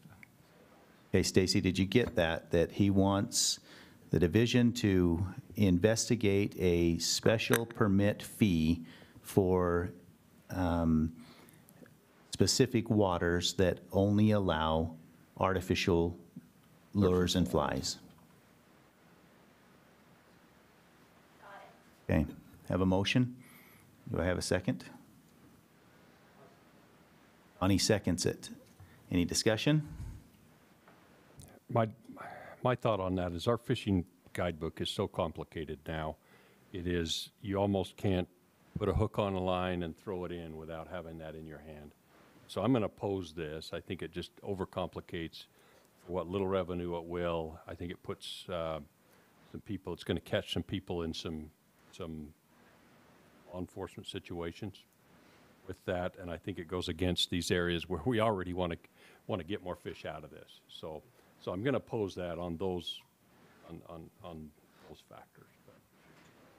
This would just be an action log item to look at. Right. What would it do? What would it look like? And they may come back that, hey, we're going to double the size of the book or whatever. So this is just an action log. That's correct? That's right. So we're not. That's right. This is not an action. And I understand that. Look at. It's in my mind, it's clear enough that this is something I probably won't support anyway, and so. Okay. All right. All in favor?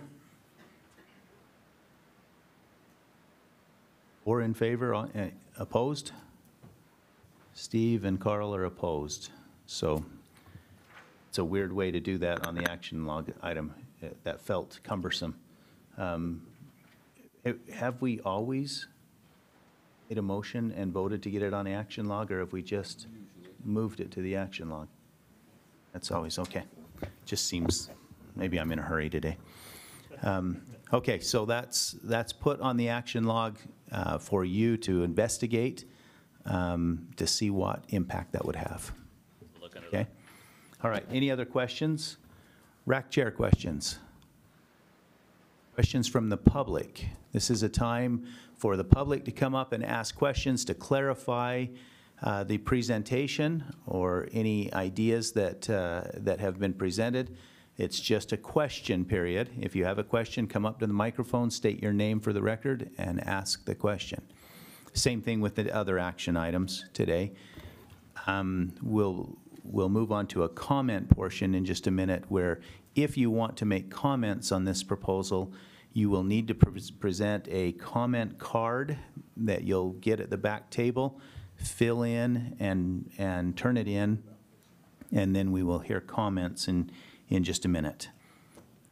Okay, seeing no other questions, let's have a rack chair report, starting with Dave. Why don't you talk to us about your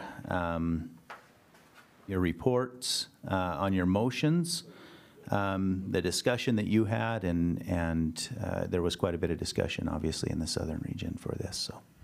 Okay, thank you, Mr. Chairman. Before I read the motion, I would like to comment on the discussion. There, as we said, these are the only 3 waters in the southern region that are set aside for artificial lures and fly only. These particular waters tend to be destination locations. You know, fly fishermen seek them out, and they will travel miles to go fish on a particular water that has that designation. And from St. George, there's a number of people in those areas that do that as well. So that was a lot of the discussion. That was the concern. The members in the audience were from the local fishing groups and those interested, and they were opposed to removing those restrictions. They were not opposed to raising the limits or the other items that they talked about in those units, with the exception of maybe the Mammoth Creek. We also had 2 property owners represented for the Mammoth Creek area. There's 2 groups of hatches that were there. They were opposed. They're the ones that own the private property through that area. They did not want to see the restrictions removed in those areas either, and there was a number of reasons why they were opposed to that. And so with that sentiment and that discussion, there was a motion by Rusty Aiken to accept the DWR's recommendations, with the exception in the southern region that changes to the Mammoth Creek would reject both the removal of artificial fly and lure regulations and an increased limit, and also to reject the removal of artificial fly lure regulations on the East Fork of the Sevier River and Creek, but to accept the increased limit from 2 to 4 on these 2 waters. And that passed unanimous.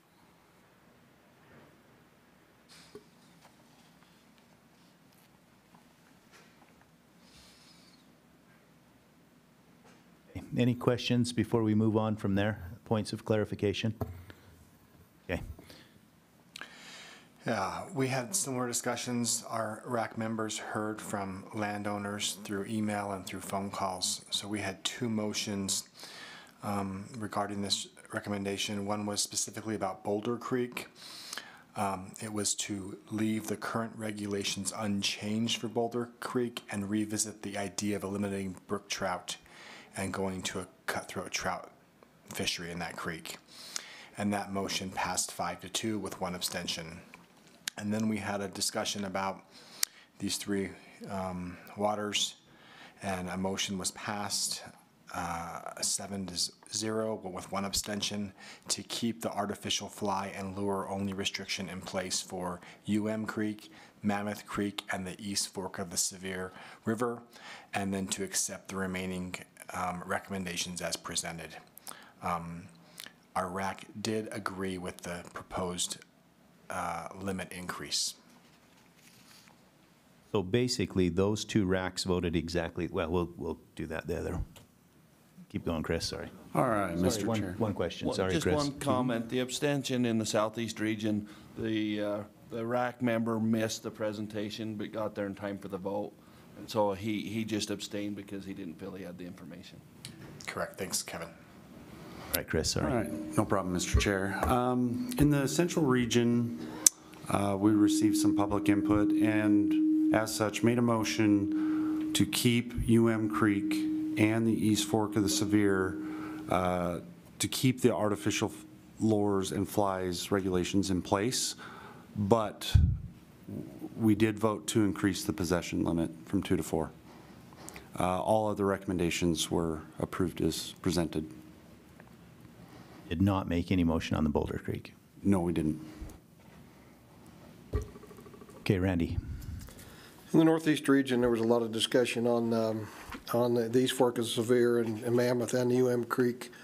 But when the dust all settled, we made a motion to accept the division regulations or proposals as presented, with the exception of keeping the artificial flies and lures on the East Fork of the Sevier River and the Creek. Okay, thank you. Bryce. For the record. So, hold on, sorry. So you did not do anything with Mammoth Creek? That's correct. Oh, you explained that to me already. Yeah, okay. I'll summarize that in a minute.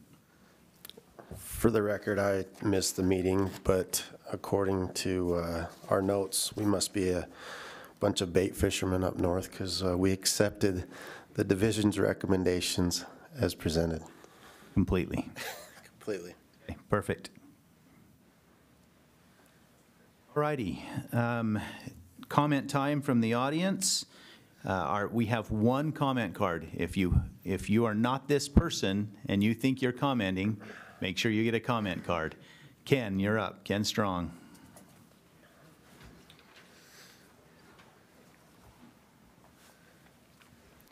Thank you. Ken Strong, fishing coordinator for Sportsmen for Fish and Wildlife. Sportsmen for Fish and Wildlife would like to thank you as a board for the service that you provide. Sportsmen for Fish and Wildlife would like to back the proposal that the division has put out with 3 exceptions. These exceptions would be in the southern region. The first would be to change the regulations on The first would be the change of the regulations on Creek. We would like to see the cutthroat be allowed and the limit increase, but we would like to see it stay flies and artificial lures only. The second would be on the East Fork of the Sevier. We agree with the raise of the limit from 2 to 4 fish, but as of right now, there is only a 3-mile stretch of the 30-mile stream, or approximately 30 miles, that are artificial flies, lures and flies only. The rest of the river is open to bait, and we would like to see those 3 miles of the stream stay as artificial flies and lures only. The 3 miles will help those who want it. In the survey the division put out in the area of the East Fork of the Sevier, the local people voted 51% to leave it as it was and remain artificial flies and lures.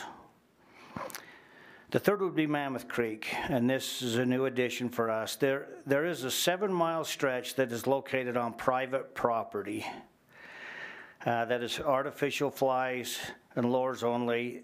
The private property owner would like to have it remain the same, and the reason he gave it for that was because when you start to allow bait, you increase the traffic for fishermen that are already trespassing. There is a lack of enforcement, and the reason there's a lack of enforcement is because the fishing game officer there has 2,000 miles to patrol, and he just hasn't got the time to spend there all the time. So they would like to see it kept as it is now.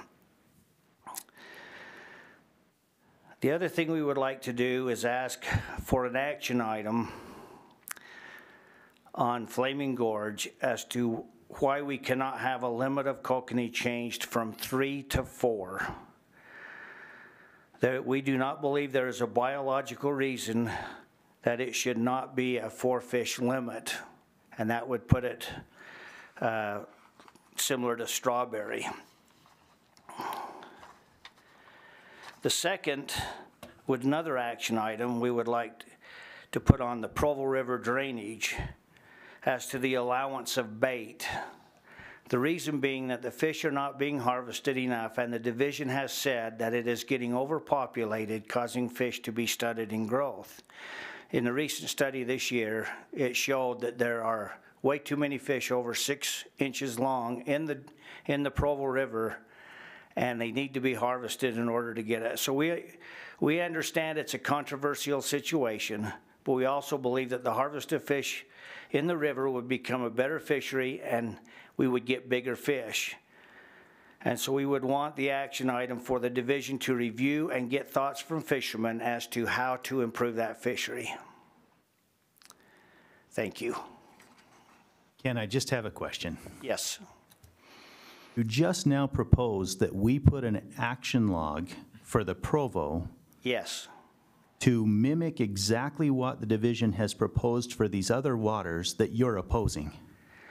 I understand that. Let's go back to the southern region for a minute. Those 3 streams are the only streams in southern Utah that have fly fishing only, and as of right now, they're predicting a problem that will be with the lack of harvest of fish. That's why we went along with increasing the limit. That's not what they said. They said that the fish are stunted in that area, and we need to harvest more fish in order to grow bigger ones. That's the first time I've heard that was here at the Wildlife Board, not the other acts. That's fine. The Provo River has been electroshocked and has shown that the fish are being stunted, both in the lower Provo and the middle Provo. And now you can go up on the middle Provo and you can catch a 12 to 14-inch fish on a regular basis, if that big. And the lower Provo, the fish are getting smaller and smaller according to the fishermen. I'm not asking for it to be changed. I'm just asking for the division to look at that and get the public's opinion as to what can be done to turn that into a better fishery and eliminate a bunch of fish out of there, whether it be to increase the limit or whatever. But it's the division that I would like to see make the decision. I'm just putting it out so that they have to think about it. That's all I'm saying. Okay. Thank you, Ken. Let me summarize where we're at. So across the board, most of the regulations were accepted by all of the RAC. The exception with Bryce's group up there accepted all of them without any other questions. Maybe that's because you're the furthest away from these waters, right, that we're talking about. The other changes, or the 3 of the 4, well, let me just say, 4 RACs voted to support the increased limit on Creek and the East Fork of the Sevier, but wanted to keep it as artificial lures. So 4 RACs voted that way. Mammoth Creek, 2 RACs voted to do that with the northeastern rack not voting that way. That make sense to everybody? So those changes that were proposed, 4 of the racks voted yes, with the exception of northeastern on Mammoth Creek. Okay? Everybody get that? That was the private property on Mammoth. That's the one that the hatches have 6 or 7 miles or whatever that is, yeah. Yep. Is there any other concerns or points of clarification that need to be made? I'd like to hear the division's recommendation again on Mammoth Creek with their slides and stuff. I'm not clear on how much of that is private, what the ratio is. Could I ask a few questions? Randy, would you come on? So Carl wants some clarification on Mammoth Creek. We're talking about a creek that is wholly bordered by private land? Is it wholly bordered? Nick, you'd know better than me. I know at least there's a section that's... Yeah, it's almost all private, and historically it's been open to fishing, and recently a large section of it has been posted, and so it's not open to the public. So right now it is flies and lures with a limit of 2 fish, and we're looking to remove that and increase it to 4. Is that, have I got that right? That's what we're proposing to make it consistent. Basically, we're looking to simplify our regulations since the public or the private stretch is no longer open for public access and has been posted. We're basically recommending removing the special regulation that covers that private ground just to make one consistent regulation. What does the posting of the private ground have to do with it? I don't know. Do you want to comment on this, Greg? Or? Sorry.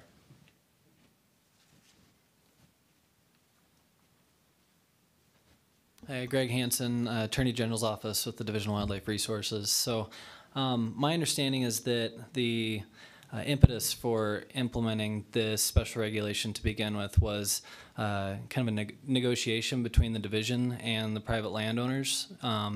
So in exchange for them opening that section of creek to public access, the division agreed to implement these special regulations. Now, since that public access is no longer available, the basis for the division moving forward with that special regulation is no longer there.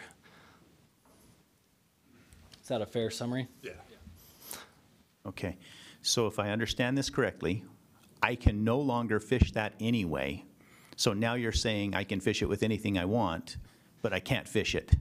You could fish it with permission. Okay, okay. Yeah. So the private landowners who want to keep it artificial lure have to give me permission to fish with power bait. Yep. Aren't broadly allowing public access onto the property anymore. Okay, it's a complex situation. All right, any other clarification? Is your button pushed, Donnie? Push your button. There you go. Just a comment on the Mammoth. The Hatch family has been very grateful to let fishermen come in and fish that property. They're great people. But we have a few that hasn't respected their property, and it's too bad that those few cause them to post it. But there's still some good people and good fishermen that are able to fish that. And it's very, very important to that family. They've been great hosts for years and years and years. It's a great place to fish, and we want to keep it that way.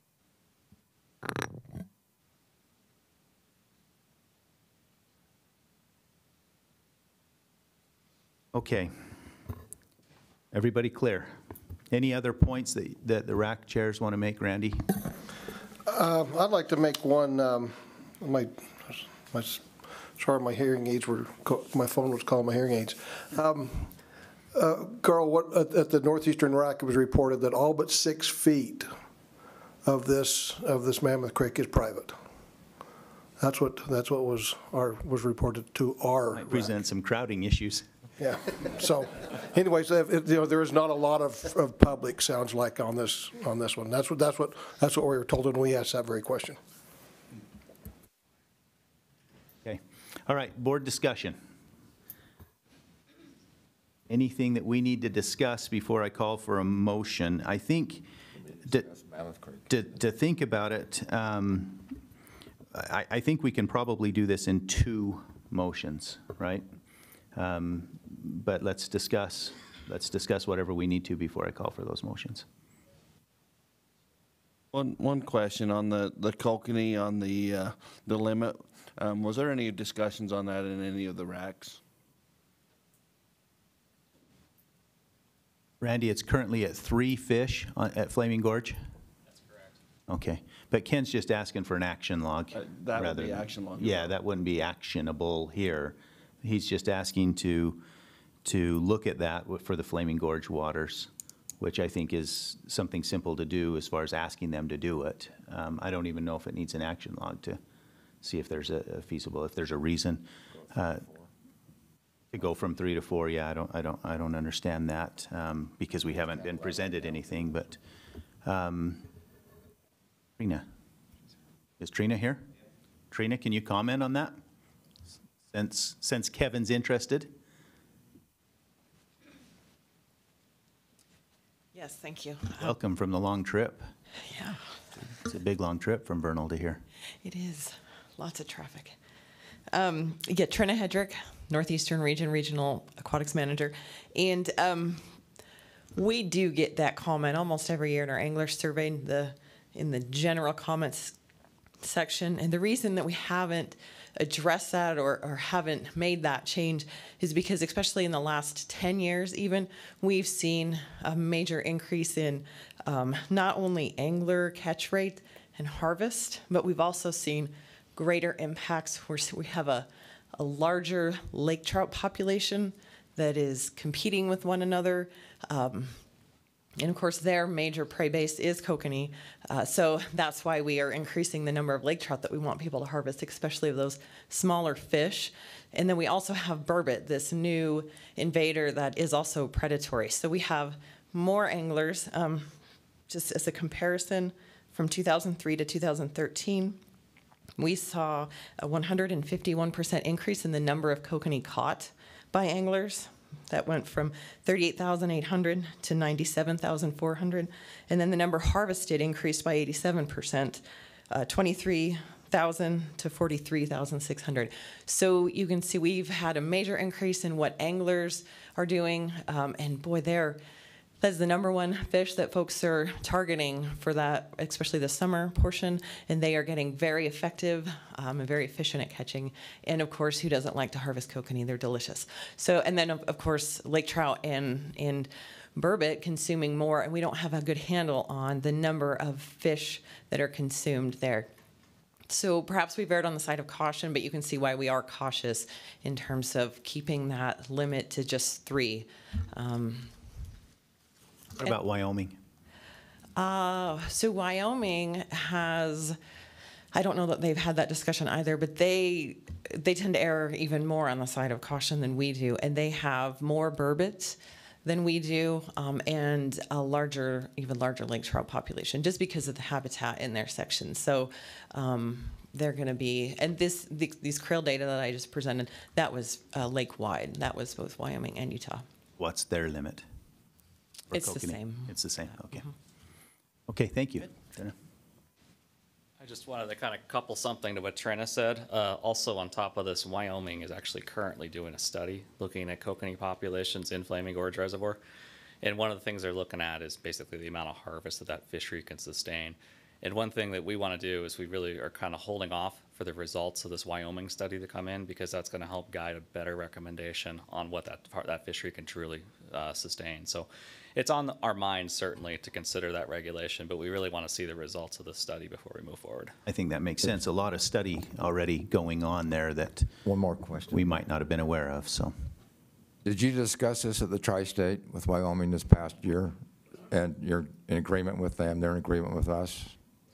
Yeah, I think broadly, the 2 states are on the same page with coming up with very similar regulations and kind of working to manage Flaming Gorge in a very unified manner. Okay, thank you. Okay, any further discussion? One other question for Ken. You wanted an action log on the Provo River. Was that the Provo River as a whole? Was it the middle to allow bait? Provo River as a whole. That's right, it was the tributaries. We discussed this last year, 2 years ago, about the issue that there's too many fish, and what are we going to do to eliminate that? Yes, but it's always been a controversial situation. Because it's the premium blue ribbon, this is the best of the best in the state, and so only fly fishermen can fish that. The idea was the fish are not worth catching, apparently. Well, too small. They're really small. The guides love it because their people can catch fish, but they're really small. The idea is, according to the biologists in the central region, we do have an overpopulation of fish that needs to be harvested. Basically from top to bottom in the whole Provo. Yeah.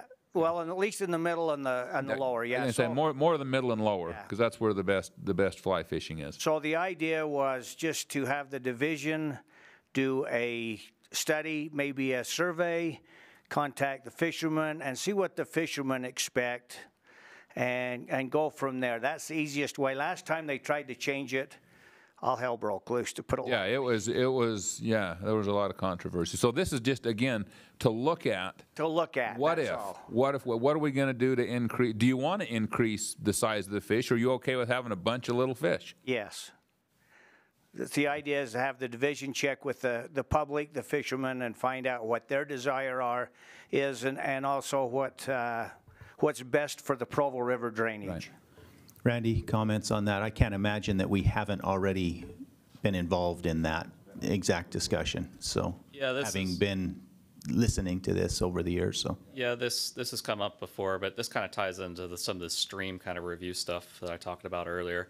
I think what we're really interested in is looking maybe broad scale at what our angler kind of interests are and matching that with some of the opportunities that we have available, not just on a local basis, but on a statewide basis, to make sure that we're really providing opportunities for anglers really to get to waters that provide certain types of fisheries, whether they're regulations, certain species, et cetera, that are accessible to them within the range that they're willing to drive. Randy, didn't we open up a section several years back of the Provo to bait fishing? I don't know. Did we do that? We did, and then we changed it back. So we still have a section?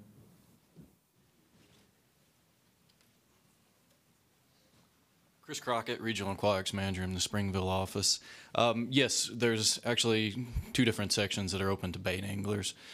If you've been around for a while, in 2006, we opened those waters up with a lot of controversy, trying to meet the balance between special regs for fly fishermen and also allow opportunity for bait fishermen. Ken's not wrong in saying that there's probably needs to be a little bit of reevaluation, but I do feel like we've been down that road quite a bit, and we've heard a lot of negatives from our anglers in terms of open that back up. So I'm not saying we shouldn't look at that, but just realize you may be opening a can of worms there that we've already dealt with over the past 10 years. What's fly and lure only? What's bait fish? Or what and where?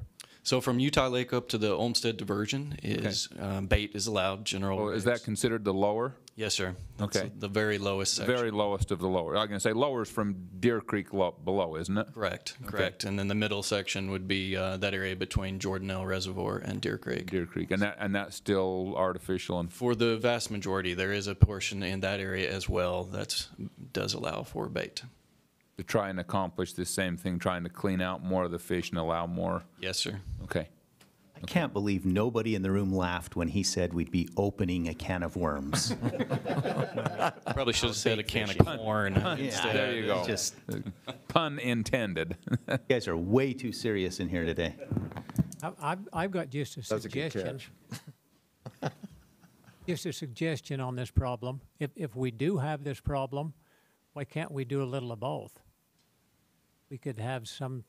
That's what he times just of the said, year. Donnie. Okay. That's what he just said, is All that right. they've taken a portion of each and. And that's an excellent suggestion, and that's essentially what we did in 2006, was we opened up two stretches that had traditionally been artificial fly and lure only, and opened those up to bait anglers. Okay. To provide the best of both worlds Yeah, here in the and Provo. I'm talking about, a certain time of the year bait, a certain time of the year fly fishing, if there's a problem. It's an Wide open. It's an interesting proposal. One thing we've tried to do with limited success, is encourage some of our fly and artificial lure anglers to harvest fish. But as you know, we preached catch and release for so long, perhaps it's begun to work against us these days. I should point out another thing is we do need to clarify what the anglers want. I mean, it's the same story with fish as you would see with big game. Some people do want more opportunity, so therefore might not complain about those small fish, whereas other individuals are interested in the trophy waters and those large fish. Need to do what they want. Just make them taste like kokanee salmon, and we wouldn't have a problem. You know, if you smoke them, they're pretty close. Okay, I'm ready to entertain a motion. I would like us to break that down. We certainly have Creek, East Fork, and Mammoth Creek as a concern. I think that that's the best way to break that down, and so let's start with those three waters as a motion. I'll try a motion there. Okay. Mammoth Creek, Creek, and East Fork, the regulations stay the same as they've been, but on Creek and East Fork, we want a limit of 4. Okay, which is in line with what we got from the racks, what we heard from the racks. Basically, your motion would mimic what we see from the majority of the racks. Okay, so increased limit of 4 fish, but remaining artificial lures on those 3 waters. That's on all three of those waters. 4 on all. You said 2, only 2 out. Yeah. We didn't have, what was the limit on the Mammoth? I want to leave the Mammoth just as it is right today, without any changes. I'll look up what the Mammoth is here real fast. It's a little bit. But that's okay, because the motion is to keep the Mammoth the same as it is, the East Fork and Creek to stay the same as far as bait that's used, artificial lures and flies, and increasing the limit to 4. So that's pretty easy to understand. Everybody understand that? Okay, Stacy, do you have that? Okay, I have a motion from Donnie. I'll second that. I have a second from Steve. Any discussion on the motion? All in favor? Okay, it's unanimous. So then we have the remainder of the proposal. Is there any other discussion on the remainder of the waters? I don't think there was anything. Oh, there was. There was the Boulder Creek was discussed differently, just by 1 rack, and it was a vote 5-2. So, any other discussion? Okay, another motion. So the discussion with the Kokanee and the Provo River sounds like we could either do that in a motion for them to look at it, or it sounds like from their feedback that is going to be looked at. Yeah, I think the Flaming Gorge water is already lots, and again, the Provo River has been, I mean, that's been going all the time. A lot of times, and it will be looked at when they look at all of these streams, it'll be looked at again. Yeah, absolutely. So, I mean, obviously, you could make a motion to put that on a action log. I don't, as I've stated in the past, I mean, let's not, these guys are doing a great job looking at these waters and giving us lots of information from the water, so. And I think a key in stating that is that it will be looked at, so. Okay. All right, I'll entertain a motion. I'll make a motion that we accept the rest of the division's recommendations as presented. I have a motion from Donnie. Second from Calvin. Any discussion? All in favor? Okay.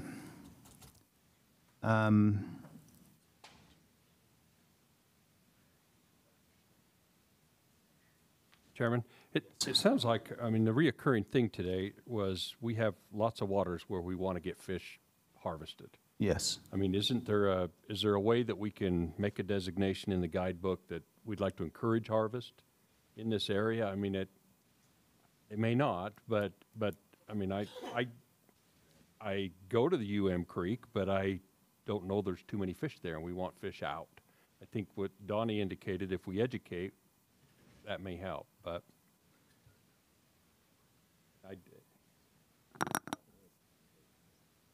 Yeah, I agree. I think the more information we get out, the better off, no matter what water it is. And I don't know whether that's with signage or. I mean, even maybe 5 words in the guidebook. We'd like to encourage harvest in this water. That might just be that simple. I'm not sure the public would understand really what that means. We'd like to encourage harvest. There might need to be another paragraph that says we're encouraging harvest because of these, this, and this. Yeah, they haven't heard all of the reasons why. Paragraph and so I think it ends up, again, thickening that guidebook. But I agree. I mean, the more we educate, the better off we are. If we're using the anglers as a tool for management, the better we educate the tool, the better the better off we are. So I agree. Make that happen. Change the methods. The tools better take care of business, or they're going to lose what they've got. We need to harvest some fish, so they need to help themselves out. Those fly fishermen need to remove some. I would like to point out just that again, we're looking at the Provo because we're stunting the fish. The division said we're stunting the fish in East Fork and Creek, and we needed to harvest more, but we voted against that. And so I think we need to listen carefully to what the resource is and think through that and vote appropriately to the resource. Just in that same discussion, we heard an argument for bait, or, you know, I'm simplifying it. I'm definitely simplifying it because of the exact reason the division presented for the other creeks, but we didn't want it on those creeks, but we want to consider it on this other creek. So, well, they just need to harvest more of the fish. Catch and release, take some home. And we did increase the limit. We increased the limit. We doubled the limit. We just need to tell you, do it. Take some of them. Take some of them. So take some of them and let them grow a little bit. I think, as the division pointed out, people who take them home usually throw worms in. That kind of worms. The people who don't take them home throw a fly and artificial lure in, and they let them go. And so if we want them to take them home, we need to get the people that take them home fishing those waters. That's what they just so tried to do. That's what they just tried to do. So I just want to make that point. All right. Thank you very much. We split the difference. Thank you for that presentation. Thank you for the work. Obviously, fishing very popular and doing well in the state. So fine tuning a little, you know, here and there is a good thing, and we appreciate the efforts. Let's move on. Number 7. Riley. Riley is up. Deer unit management plans.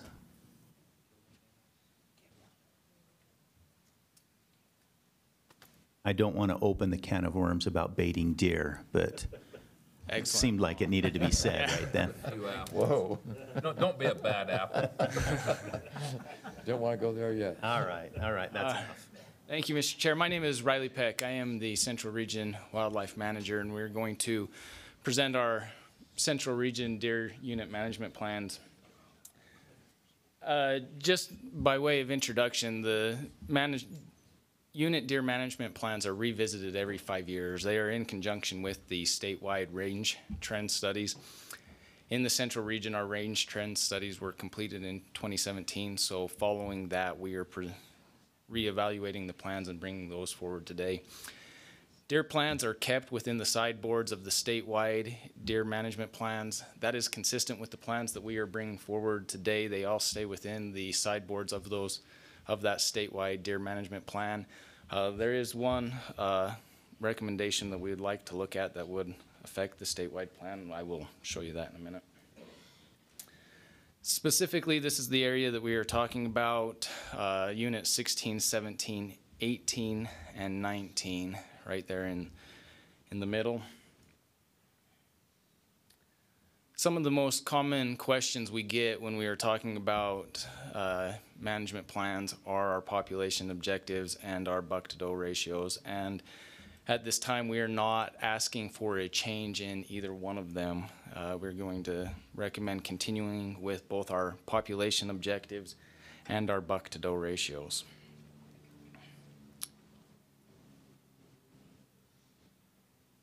Oh, hold on, sorry. I'm slower than the rest of them.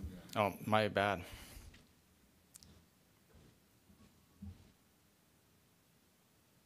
Okay, thanks. Within the central region, we do have an interesting area in that we have quite a bit of the urban wildlife interface. We have a lot of urban development, and so we hold a lot of our urban deer management plans there. We have a lot of those that take place, and so our plans do address for the development and mitigation of urban development as well as agricultural damage, which is consistent with most plans across the state. We also will address in the plans disease, roadkill, predation. We have deer within every unit that we have collared that will help us get to a cause-specific mortality, and we take those factors into consideration, and they are all addressed within the plan as well.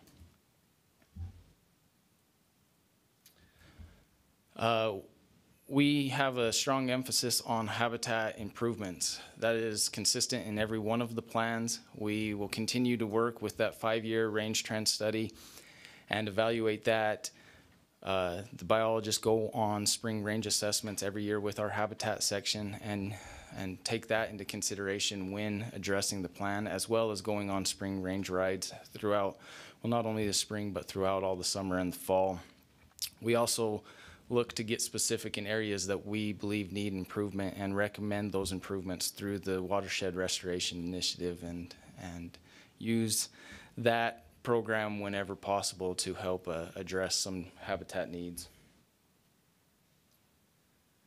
The one recommendation that I mentioned before, we do recommend amending the statewide deer management plan to include the south end of the Nebo as an additional translocation site. We do have a lot of the urban deer program cities within our central region, and so we have a lot of these deer that we are trapping and relocating, and a large portion of the deer that are being moved throughout the state because of that program come from the central region. We do have a need to find locations to put those that are somewhat close for when those move, and this one provides a lot of benefits even outside of the general location. It has a need for deer. Historically, we have low deer numbers. We have a lot of people, hunters, sportsmen that have noticed that. Our own trend have noticed that as well, and we are recommending this site as a potential translocation site for the urban deer program. By way of summary, we are not recommending a change in any population objectives, buck-to-doe ratios. We will continue an emphasis on habitat and utilizing that wherever possible. We will continue with our disease monitoring and all of our depredation and nuisance issues that come with just the factors of where we live and the location of how the deer utilize that area. And we are recommending, like I said, a new translocation site on the south end of the Nebo Mountain and the Central Mountains unit. And as promised, to be succinct, that is all that I have for you. Thank you, Riley. Anybody have questions for Riley up here from the Wildlife Board? Riley, with the big habitat project that's going on right now in your unit, what do you see going to impact the deer hunters this year? So we've been trying to work with, and Rusty, the biologist here, we've been trying to get in contact, and we have been with the Forest Service in the county and trying to talk to them about the access that is really limited right now at the moment. And later today we'll have a presentation regarding that. But they are trying their best to have the roads open as much as possible by the general season deer hunt.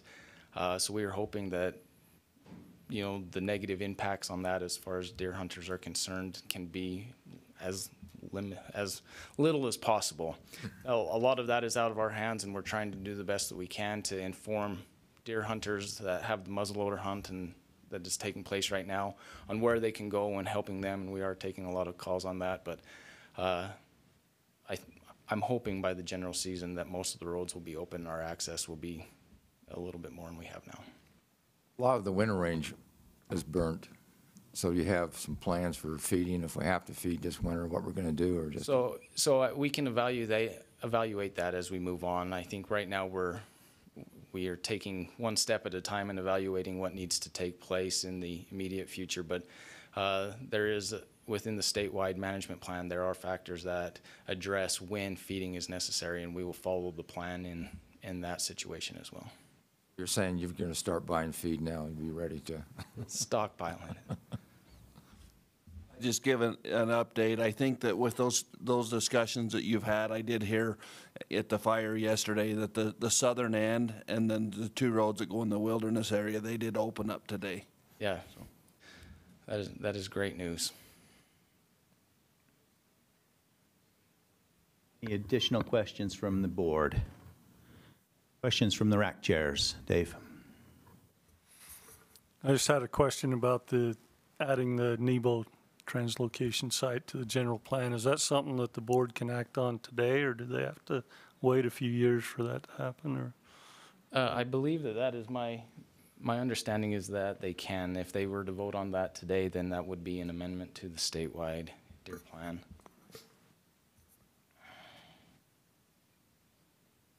Additional questions? Questions from the public? Okay, let's see, starting with Dave, give us an idea of what your RAC talked about. Thank you, Mr. Chairman. We had a motion to accept the plan as presented, and that passed unanimous. Thank you. We had a motion to accept the plan as presented as well. It passed 7-0, 1 abstention. Thank you. In the central region, we had no problems with the recommendations and passed it unanimously. Same with the northeast region. Short meetings, huh? Nice. It was passed as presented. Okay, thank you. I do not have a comment card from the audience, not one. Okay, so passed unanimously across the state in the racks. Any discussion from the board? Okay, I'd be willing to hear a motion. I just have one discussion item. No, I said, I gave that time a minute ago. I missed it. I appreciate Riley bringing that forward and finding that area that's of need and to be able to utilize those translocated deer. One unique situation that we have in the southeastern side, and I don't know if we can act on it today, but we have that escarpment along the southeast Manti that's close to 2,000 foot, and so we really don't have a normal winter range that comes off that side, and so on a heavy winter we do best at being able to trap those deer, and many of those deer have been slated to come to southeast Manti because of our low deer numbers.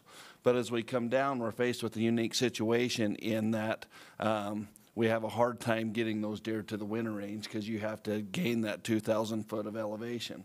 So the last time we had a heavy winter, which you have to recall a little while to remember that, we worked closely with the DWR, and we had bobcats with snow blowers on them and opened those roads. And we actually worked with Sufco Mine, and they had loaders, and they opened those roads as well. And it was quite an effort and quite a lot of donation to be able to do that. But then once we got the vehicles up there was another unique situation in that there was a lot of snow, because it is so high to get to that winter range that those deer really faced a hard winter. And so through that, there was a lot of discussion, a need to be able to have an area east of Highway 10 that they could put some of those deer in certain situations. And because many of those deer, because we fought that, we didn't get them above the escarpment, a lot of those deer came in the fields.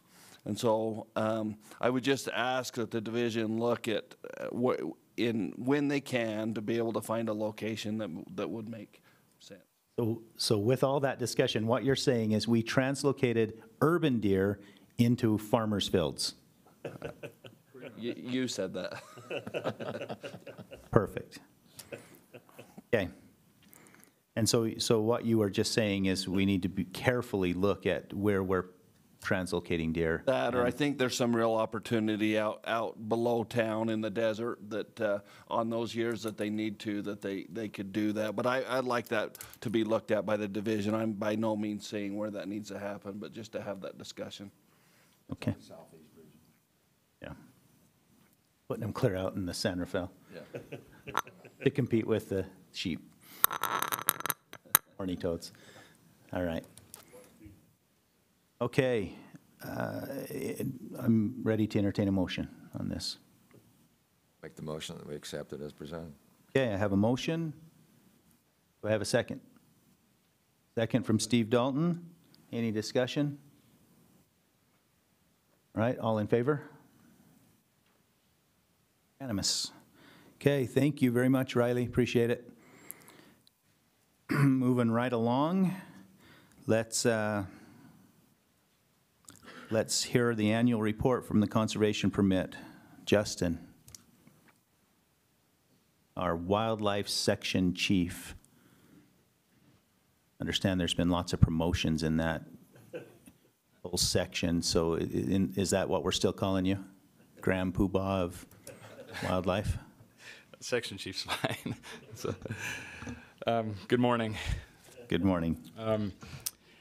Justin Shannon, Wildlife Section Chief. Today I'm going to present the Utah Conservation Permit Report for 2018. So to begin, this is a program that started in the 1980s with desert bighorn sheep, and the idea was to find a way to raise revenue for bighorn conservation, transplants, and other activities. It's been successful. What's that? No, it's not. So on the third bullet point, we've generated more than $49.5 million. So, yeah, there's a little change. The other, okay, fair enough. I can't redo the president. You don't think I pay attention to your slides. I probably should have changed out the photo, looking back. That would have helped. This program is regulated by Rule 657-41, which limits conservation permits to approximately 5% of the total permits for a unit. Since 2001, the program has generated nearly $50 million for wildlife conservation, which is pretty incredible.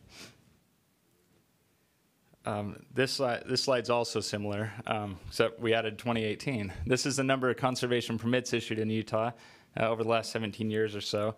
And as you can see, from 2001 to 2006, we had a pretty healthy increase in permits, but from 2006 on, we've slowly declined in conservation permits. Over the last 3 years, we've been at 314 multi-year conservation permits statewide. Justin, just to change your first slide. Yeah. You know, you're being kind of humble there with that 49.5 million, because that doesn't include matching dollars that we get with that same stuff, which 3 times it? 3 to 5. Yeah, I mean, yeah, certainly. I mean, I would say close to 5. We have 3% on the federal aid match that we get, but a lot of times the dollars used in the conservation permit program are matched by other partners, especially when it comes to our watershed restoration initiative. And a lot of times they wouldn't have got off the ground without the beginning dollars to get the momentum going. So that figure is significantly larger than that in reality. Yeah, but at its base, at its core, it's 49.5, which again is impressive in itself. But yeah, the match, maybe that's something I could add in the future. So you're right. The participating conservation organizations that we had in 2018 are listed below. We had Foundation for North American Wild Sheep, the Mule Deer Foundation, National Wild Turkey Federation, Rocky Mountain Elk Foundation, Safari Club International, Sportsmen for Fish and Wildlife, and Utah Bowmen for Habitat. So these are the groups that were involved in 2018. If you look at the money that was raised, the revenue that was that we've received, from 1980 to 2000, we were just over $2.5 million. And then from 2001, starting in 2001, we were just shy of $1 million. And this has had a steady increase over the last several years. If you look at 2011, we were just under 2.5 million, and this year we were just over 4.5 million. So conservation permit revenue has really increased in the last 7 or 8 years. Just to highlight some of the accomplishments that were achieved this last year, we captured nearly 1,350 big game animals. That included 215 bighorn sheep, quite a few transplants, a bunch of monitoring efforts, which was great. Captured 65 moose, 21 bison, 63 elk, and 813 deer. Wanted to highlight a few projects. One was the Zion Bighorn Capture. This was a project that we did with Zion National Park, and we were able to actually trap bighorns in the park for the first time, and that was a great effort, and we were able to bolster our North San Juan population, and that herd's doing well. The cache fawn survival, this is a new study that we've been working with BYU and have a lot of sportsmen involved up in Cache County looking at radio collaring day-old fawns and monitoring their survival, similar to what we did on the Monroe several years ago, and it's been a project that's been well received, and we're getting some good information. And then finally, our migration initiative. This is something that we kicked off about 1.5 years ago, and it has changed the way that we look at monitoring and looking at movements of animals, and it's just been a really great thing. For habitat work, a lot of the dollars from the Conservation Permit Program in 2018 went to fire rehabilitation, the Bryan Head Fire in particular, and some others. We've also done some great guzzler work down in southern Utah and the northeast part of the state. And also, this money's gone for NEPA. We didn't include that last year, but as I was talking with the Habitat folks, we thought it was important to highlight. You know, that's the foundation of getting these projects done to get that NEPA clearance. And so some of these dollars have gone to help speed that process up so we can get more habitat restoration occurring on the ground. And then for deer and elk, continuing the Monroe Mountain Aspen projects, which has been really beneficial. On our Hennifer WMA, Hennifer Echo WMA, done a lot of browse seeding and fencing projects up there. Wanted to highlight those. And then the juniper removal on the South Book Cliffs, making better deer and elk habitat. And that's all I have. Thank you. Why is this an action item?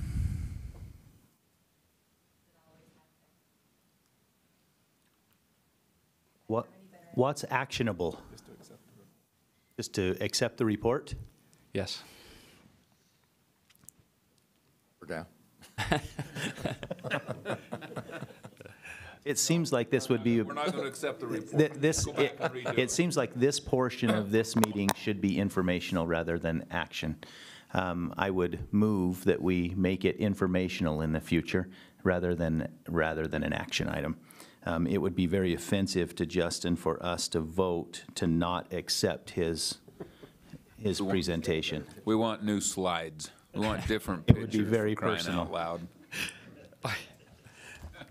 So, Looks since, great to me. do we have any comments other than my ridiculous comments? Justin, any comments from the RAC? Any comments from the audience? Okay, I make a motion that we do two things. One, that we accept this as proposed, and two, that we make it informational in the future. And yes, I can do that. Is that an action log to look at making this informational? No, that's a motion. I have a motion from me.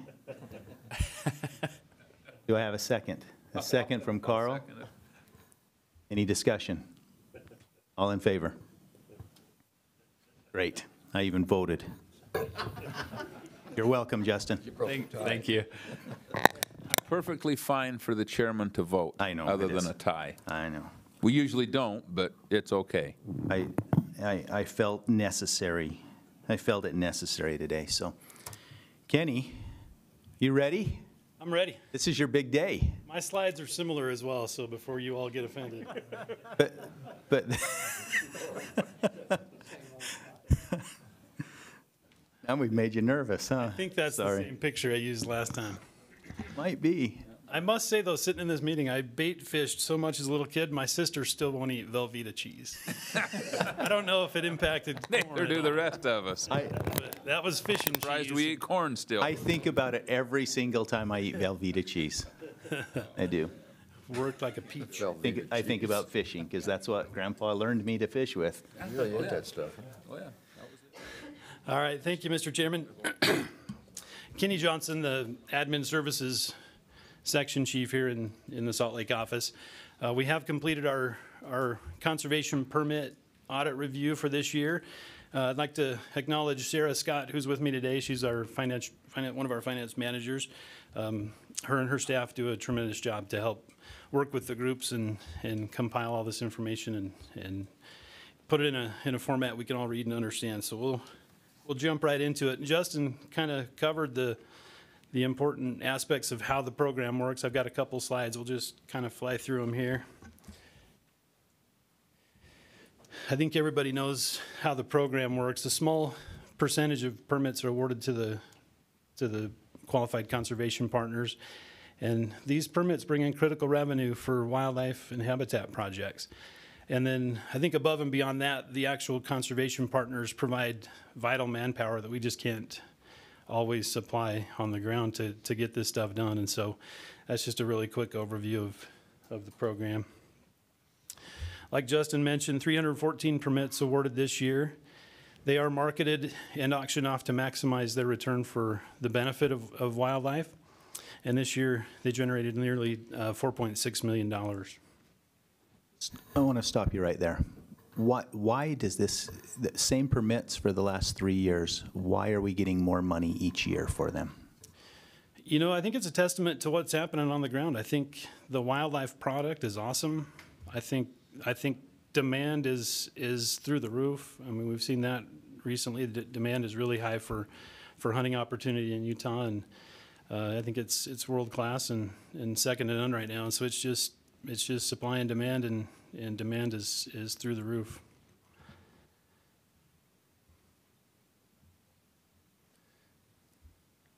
And so the way the revenue is split up, just as a reminder, all of the funds are used for conservation-approved projects, division-approved projects. 30% of that is returned directly to the division.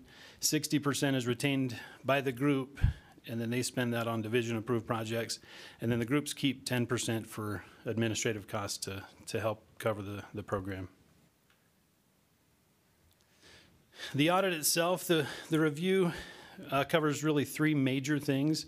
One, we look to make sure the expenditures for projects were approved by the division before any of the work starts, and that the funds are kept in separate federally insured bank accounts, and that the prices reported at banquets match what is collected. And so those are the big three that our review covers. And so what did we find this year? So with those things, there was 100% compliance with project approval. All of those projects had signed cover sheets. All of the funds were verified in separate and secure bank accounts. And 106 permits were selected kind of randomly. We attend the banquets and monitor the auction price and then check it on the back end with what comes in. And there was 100% compliance on what was reported at the banquet and then back to the division. Kenny, when I read through the information that we got on that, there was one group that wasn't,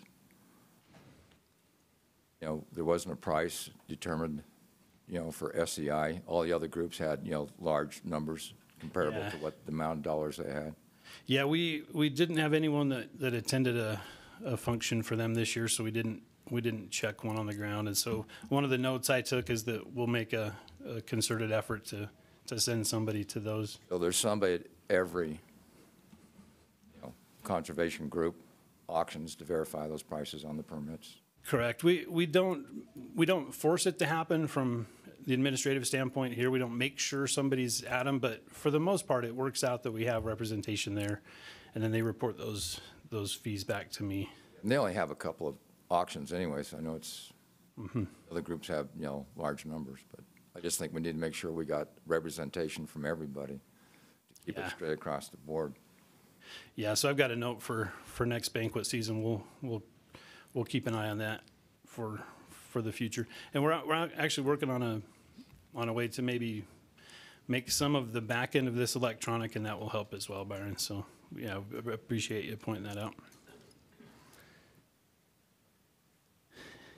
And then just to continue, when we look at the detail a little bit deeper, Turkey Federation paid their project invoice a little bit late. That was on the old year rule of 90 days.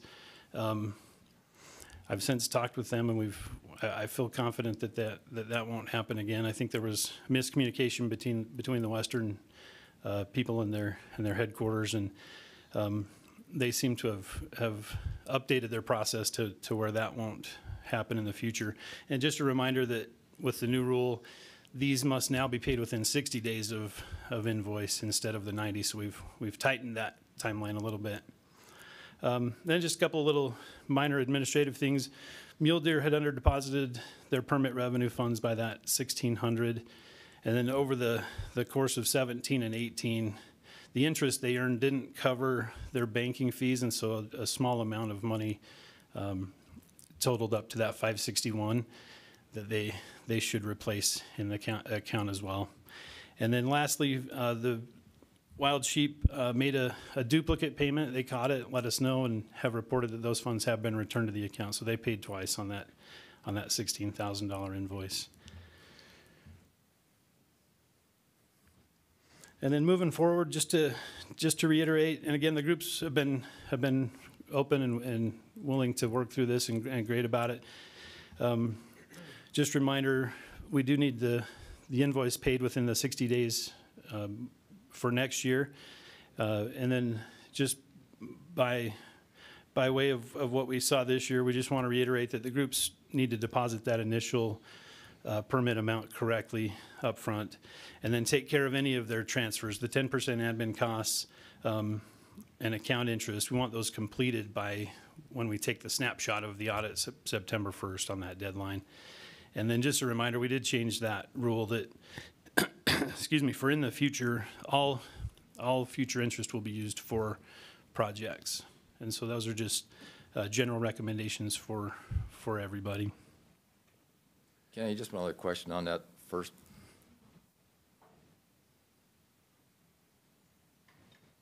On groups must pay invoices in full within 60 days. I know a lot of them are late, or the checks hadn't cleared the bank account. I mean, is some way you can clarify that to them? There were several of them that didn't have their money. It hadn't cleared the bank when you do the audit. So to be clear, Byron, I think, excuse me, trying to get my voice back. I think what you're referring to, when we look at the table in the audit body itself, what happens is this was the only late invoice payment. All the rest were fine. What happens though is with everything due, and including the 30%, on September 1st, a lot of times we get that check, we know the number, and we report it in the document. But since it isn't on the bank statement, we can't say that that's been taken care of. So we do it as an adjustment. And I think that's what you're. I just think that they should get that in enough time that it's already cleared and gone through the bank, so it shows up that it's actually in your account. Yeah, and pending. That's a valid point. I think we're okay with it because we can see the check number. We know they're good for it. We know they have the funds. We've verified their bank, and so to us it's not as critical that it's received because we do want them to actually submit that check to us by the deadline on the 1st. And then just depending on how long it takes us to get the audit complete, if it's a couple of days or a couple of weeks, that payment may not show up on that bank statement. So we're actually okay with the deadline staying the same as long as they get us the check and we're confident that we have the right check number and the total. But this is already a new deadline anyway. We moved from 90 days to 60 days, right? Yeah, well, we're kind of crossing a couple of concepts. So the invoices for the projects that they're going to do in that new fiscal year, we send that out typically in June. Now they'll have 60 days to pay that. So it'll be kind of the end of July for that one. And then I think what we're reporting in the audit is the 30% that comes back directly to the division. So just trying to untangle those two. It's two separate issues. we're okay with the deadline as it is here because we can confidently report that in the audit. We're okay that it hasn't cleared because we know we have a check number and the right amount for that 30%. Does that help, Byron? Yes. Just to clarify even further, I think the reason for that is currently the rule has a deadline of September 1st for both the 30% check to the division and the bank records. So when the groups submit everything to us on September 1st, as Kenny is saying, the bank records, they give us the check for the 30%, but the bank records are printed out that same day or the day before, and so they don't show that check having cleared yet. So if we want to actually fix this, if anyone thinks it's a concern, we'll need to change that deadline in the rule so that they submit the 30% to us at least enough time prior to the bank records being submitted to us that we can see that check is cleared. So I think it looks all cleared. You know, we have all those funds now. We have no concerns. Yeah. But if anyone else has concerns, that's what we would have. Well, to just fix. when I was reading the report, it says, you know, check hasn't cleared, and I know my own business and stuff like that, when I get checks, yeah, they haven't cleared. You know, it could be for insufficient funds or other reasons and stuff like that.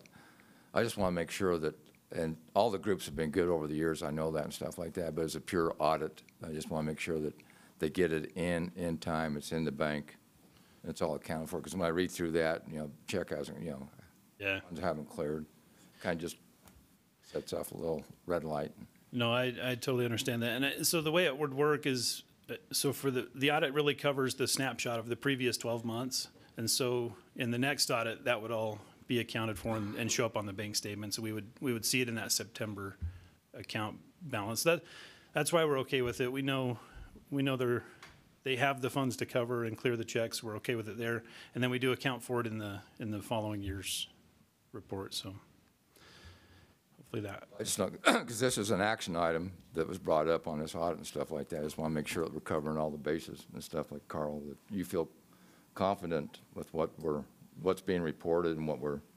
Yeah, I feel confident in the system they're using. It does, there is a little bit, I mean, it does say it hasn't been accounted for, but then it is. And so it's a little bit hard to understand, but I'm okay with the way that it's rolling right now. Tell that and for our public, just to make sure that they're confident that what we're doing is on top of it.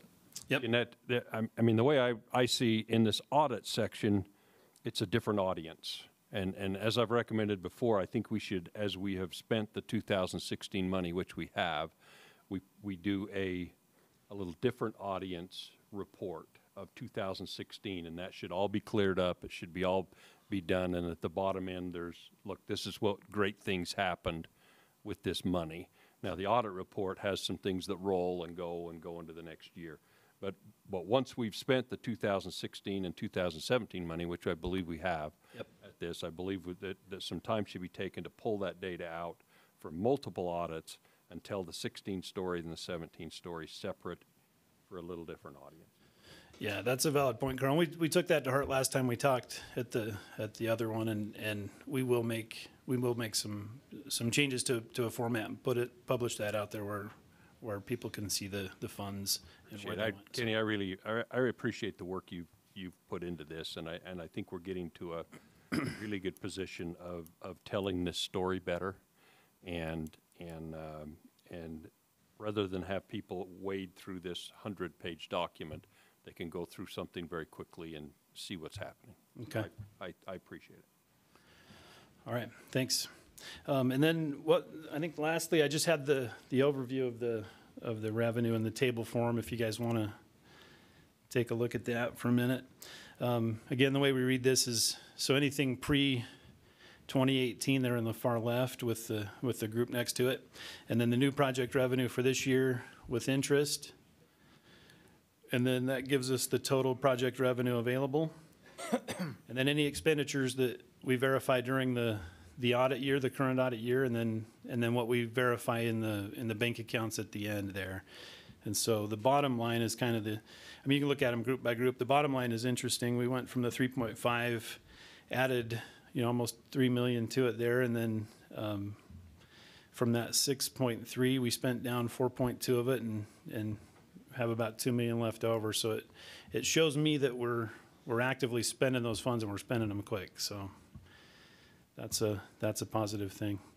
And if you guys want that table, I think I attached that to the audit in the packet. So, and that is all I have. Thank you. Thank you. Any additional questions for Kenny from the board? Any questions from the rack chairs? Any questions from the public? I think that a couple of comments that I have. Number one is we appreciate not only the work that you've been doing all along, but the work that you've done to help us understand it better, to break it down for some of us. Carl had pointed out that a year ago he made a action log item to help move those funds along better, and today he's made another important point that it makes it easier for the public to understand. So we appreciate that work. This is an action item. Is there any discussion before I call for a motion? Okay, I call for a motion. I'll make this motion. I make the motion with you that we accept the annual conservation permit audit report as presented, with appreciation to the division employees. I think it's easier to read. I think they've taken steps to account. I made the analogy of this boiling pot where we didn't know what money we were spending. We were just taking money out and bringing money back in. I believe we've eliminated that at this point. I think they're taking steps to make it easier for them to report. So my recommendation is, after all that, is that we accept the report as presented, or the audit as presented. I have a motion. Do I have a second?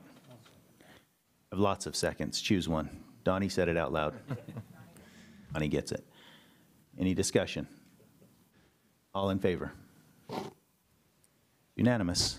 Thank you. All right, moving right along. Conservation permit allocation. By our Wildlife Section Chief, Justin Shannon.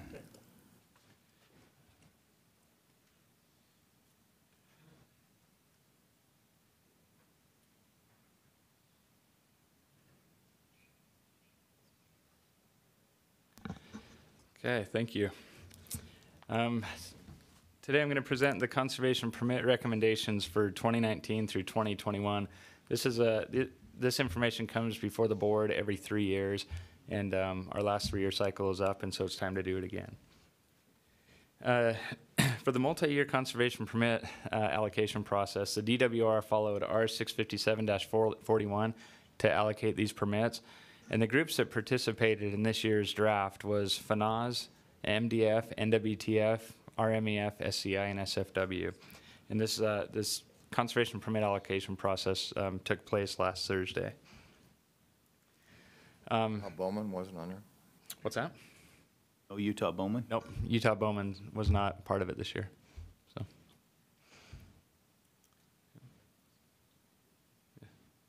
FNAS was there. They went out pretty quick. As you can see, I'll show you why they're not in the photo.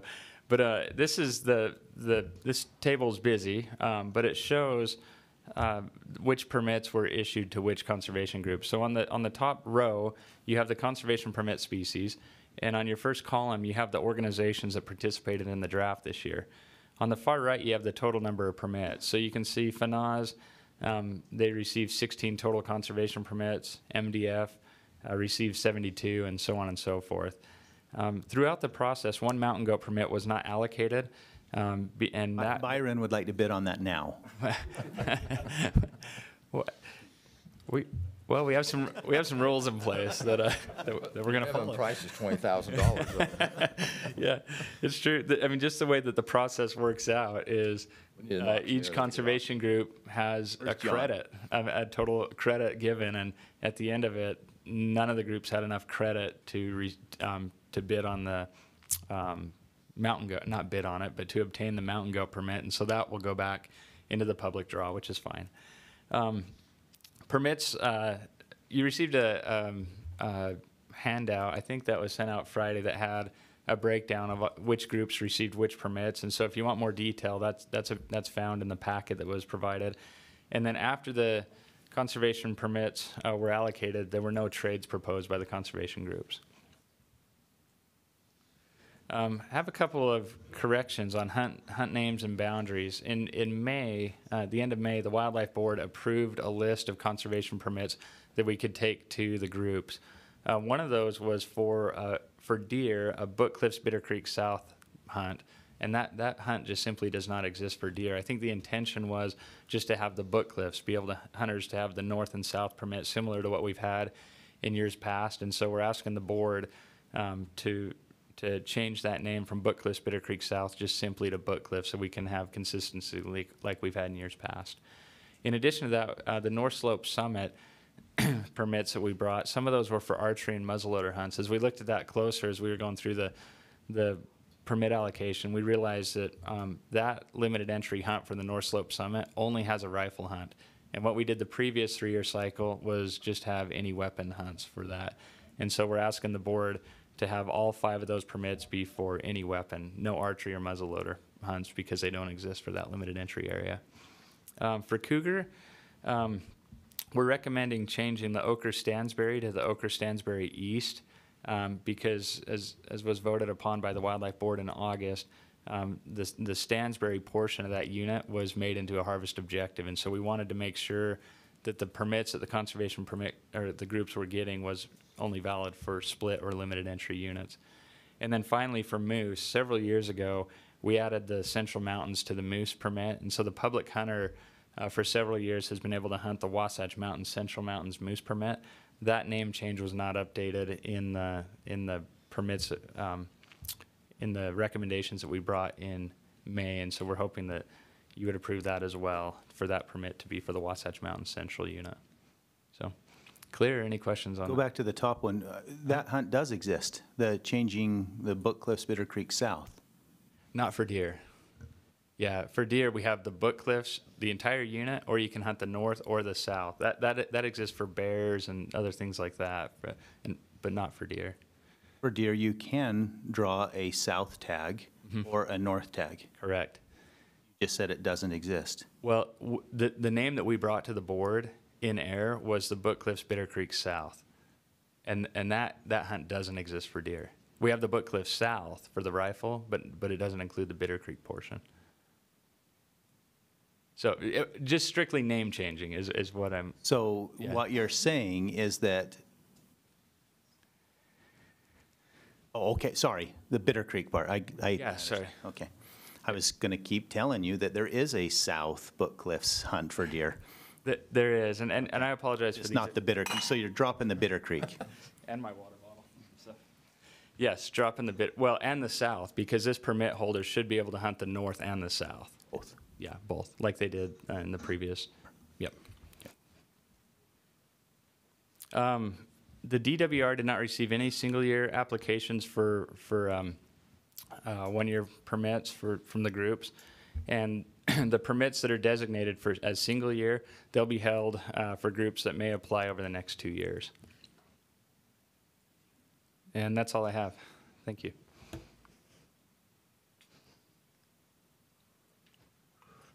Okay, thank you. I was pausing for a moment to look at that buck. Do we have any questions for Justin? You like the new picture? Yeah, I appreciate that one. Okay. Just wondering how I can tie it up like that for the next 20 days or so. Again, we have rules that you keep holding out on those rules. All right, any questions for Justin? Any questions from the rack chairs? Questions from the public? Okay, any discussion on this? Discussion? I'll entertain a motion. I'll make that motion that we accept that presentation as presented. Okay, I have a motion from Donnie. Any second? Steve has a second. Any discussion? All in favor? It's unanimous. Thank you again, Justin. All right, Covy, come and tell us about Antelope Island.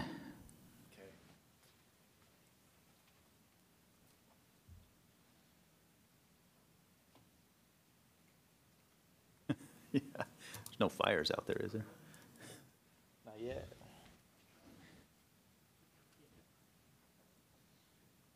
Okay, so what we're looking at here is some additional bison harvest on Antelope Island. Antelope Island currently has a surplus of older age bulls. And the characteristics are they're no longer breeding broomed. They have the more dull gray horns that are rounded, the prominent nose, paunch bellies, battle scars, but still prime condition hide, and the meat wouldn't taste any differently than it would in a younger bull. They've hit the retirement cliff. They ran right over it. Yeah.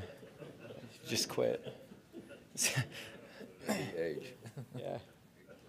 They must be about 70. So the state parks approached the Division of Wildlife and said they would like to offer this opportunity to sportsmen. And so recommend issuing an additional 8 bison permits for Antelope Island using the alternate draw list.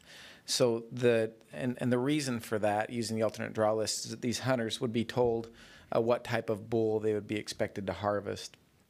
So they'd be guided by park personnel and required to harvest one of these bulls identified by their guide. Hunt dates would be December 4th through the 7th and the 10th through the 14th of this year. And the park would allow 2 hunters in the field per day with a maximum of 2 vehicles per hunting party. And that's all. That's it. That's all you got. That's it. What do you think about that? It feels good to have a short presentation.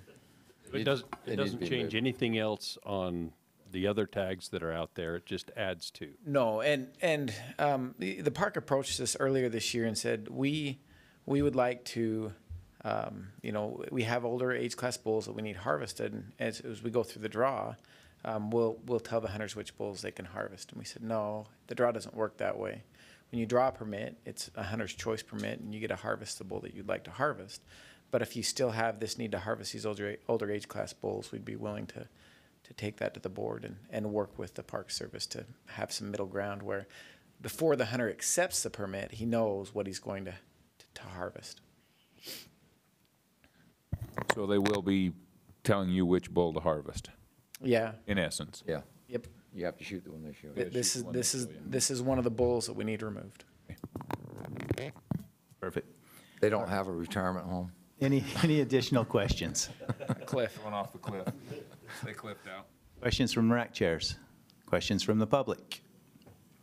Discussion? I'll entertain a motion. Mr. Chairman, I move we approve this as presented. The additional 8 tags? Yeah. For the Antelope Island bison permits. And then a second from Carl. Any discussion? All in favor? Unanimous and awesome. I think that would be cool. I would love to be on that alternate list this year. That would be a super cool buffalo to shoot. Okay, Rusty, you're up. Yeah, that's right. Can they do that with their bow? Where'd you go, Covy? If they would like, yes. Can you hunt that with a bow? Any weapon? Any weapon. All right, Rusty, thank you. Thank you, Mr. Chair. Rusty Robinson, District Biologist in the Central Region. I cover the Nebo unit as well as the west half of the Manti and the Tintic units. I'll be presenting on some proposed hunt changes or season date extensions on the Nebo unit. A little bit of background, I'm sure most of us are aware, there's 2 relatively large fires on the Nebo this year, just in the past couple weeks, the Pole Creek fire and the Bald Mountain fires, which essentially became one fire. As of today, they've burned approximately 120,000 acres. Most of that occurring on the 12th, 13th, and 14th really took off. And coincidentally, that was a couple days before the limited entry rifle elk hunt, which starts on the 15th. So again, these fires affected not only the Nebo, but also the Manti and the Wasatch units, but it mostly affected the Nebo and more specifically the Nebo elk hunters. That being because the majority of Nebo elk fall within the resulting U.S. Forest Service area closures, which makes them inaccessible to hunters. So here's a little screenshot of some of our collar data on the Nebo. The blue dots are elk, and as you can see, a large percentage of them are within the fire perimeter, and we'll take a closer look at the actual closures, but and it's kind of interesting, 7 of them are holed up right in that middle section where in between the 2 fires, so kind of neat. We also looked at some older harvest data from previous hunt seasons, and 75% of harvest locations fell within the Forest Service area closures. Here's a better look at those closures. This is sounds like Kevin might have some more recent information than I do, but this is the current as of this morning. You can see the dotted purple line outlines the area closures. Again, these are areas where you're simply not allowed to be in, even on foot. And then the pink lines are closed roads, and that's the main Nebo Loop Road, the Payson Canyon, Santaquin Canyon, Monopole. All the major access points are closed at this point, at least with my most recent information I've received. Which I should note, the sand pitch, some area east of Fountain Green, and some portions of the North Nebo are still accessible. But again, roughly 75% of the elk population is within those area closures. So what confounds this issue with this year's hunters is the fire occurred at such a time where it was within 30 days of most of these hunts, and so hunters could still surrender their permit and be awarded their points back, but they wouldn't be refunded their money, and so a lot of them chose to try it anyway. So with that, we're proposing some hunt date extensions on 3 hunts. The first one is EA 1021. This is the antlerless elk hunt on the unit. The original season dates are October 6th through October 18th. And we're proposing that date be extended from October 6th to October 30th, and then allow those hunters to again come back from November 19th to January 31st. So pretty liberal date extension there.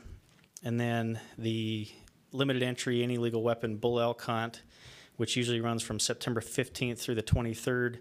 We're proposing that they be allowed to come back during the late limited entry rifle hunt, which is November 10th through the 18th, and they be allowed to hunt with those hunters. And also the limited entry bull elk muzzleloader hunt, which usually runs from the September 24th through October 5th. It's going on right now. We're proposing that they be allowed to come back with the spike muzzleloader hunt, which is October 31st through November 8th. And these are the limited entry hunts are relatively small number of hunters. You can see the rifle, the any legal weapon hunt there, originally 16 draw permits. 3 of those surrendered, and we've been able to confirm that at least 8 of those have harvested. And so I think we're talking single digits on both of those hunts that would come back later. Hold on there for just a second. So you just said 3 of them surrendered, which would be down to 13. Correct. 8 of them have harvested. Correct. So that's 5 tags left. What's the normal harvest rate on this unit? That's a great question. Is that something we can look up real quick, Lindy? Said that as though you didn't want to look.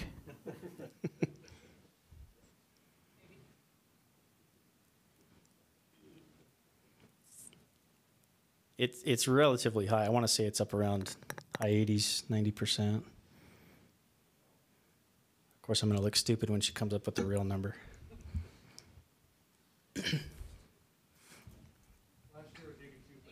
82%. And this year, we've already got a 62% harvest. So you're proposing that we, for 5 hunters and a 20% harvest change the seasons. Okay. Be interesting to see what other harvest data on other units, for instance, the Bookcliff unit with our drought and the other problems that are happening there, if we get similar drops in success ratios. It was interesting, just anecdotely, as I talked to a lot of these hunters, and again, I haven't got a hold of all of them, but just to show how resourceful they were, they got access to private land and hunted areas that people don't typically hunt and were successful. So it was kind of neat to hear their success stories. Future access for the unit. Just one question along that. What was the story of those that hadn't harvested? Again, I've only been able to confirm 2 of them. One of them was a non-resident and just bought a conservation permit, I believe, and sounded like just kind of didn't know where to go, best places to go or get access. Other one just simply was unsuccessful. Tried and tried. Hunted, but just didn't. Okay. It couldn't get into the areas that he wanted to access. Looking forward, we've worked with the Forest Service and the counties quite a bit to see what access is going to be like moving forward. They've reassured us that the main goal right now is to increase access by the general any legal weapon deer season, so October 20th. The current obstacles right now are mainly hazard trees and some road conditions that were kind of beat up by fire crews. We're told that as those hazard trees are removed on a certain road or a segment of road, that access can be opened up incrementally as those hazard trees are cleared and those roads are graded. And then the county is actually the one with the keys to the gates, and they've committed to leaving the gates open as long as possible this year. Even if we get a high elevation snow, they can close the upper gates and leave the lower gates open so that we get as much access as possible.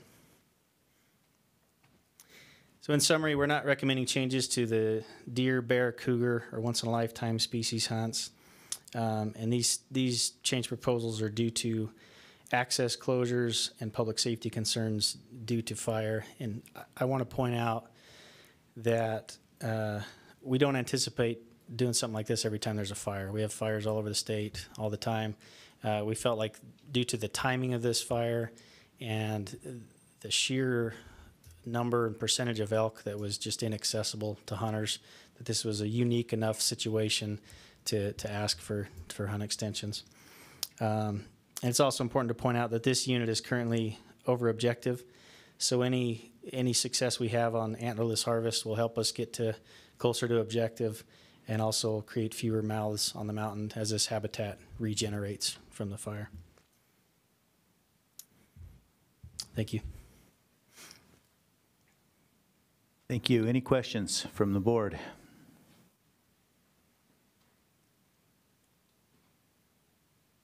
Questions for him? Any questions from the rack chairs? Public questions? Okay, discussion from the board. I would just say, having had the opportunity to spend since the fire started to be in this area, to know the extent of the closures, this really did cause a big burden. Like you said, Rusty, it is so much different than a fire on a unit that we've had in the past. This one, it had personnel on each of those roads, not allowing people in, and it did have a big effect not only on hunters but on residents, and working with Forest Service, I really appreciate the division looking at this and trying to make it right, and so I absolutely support it. You go back to the slide with your season dates and stuff on it.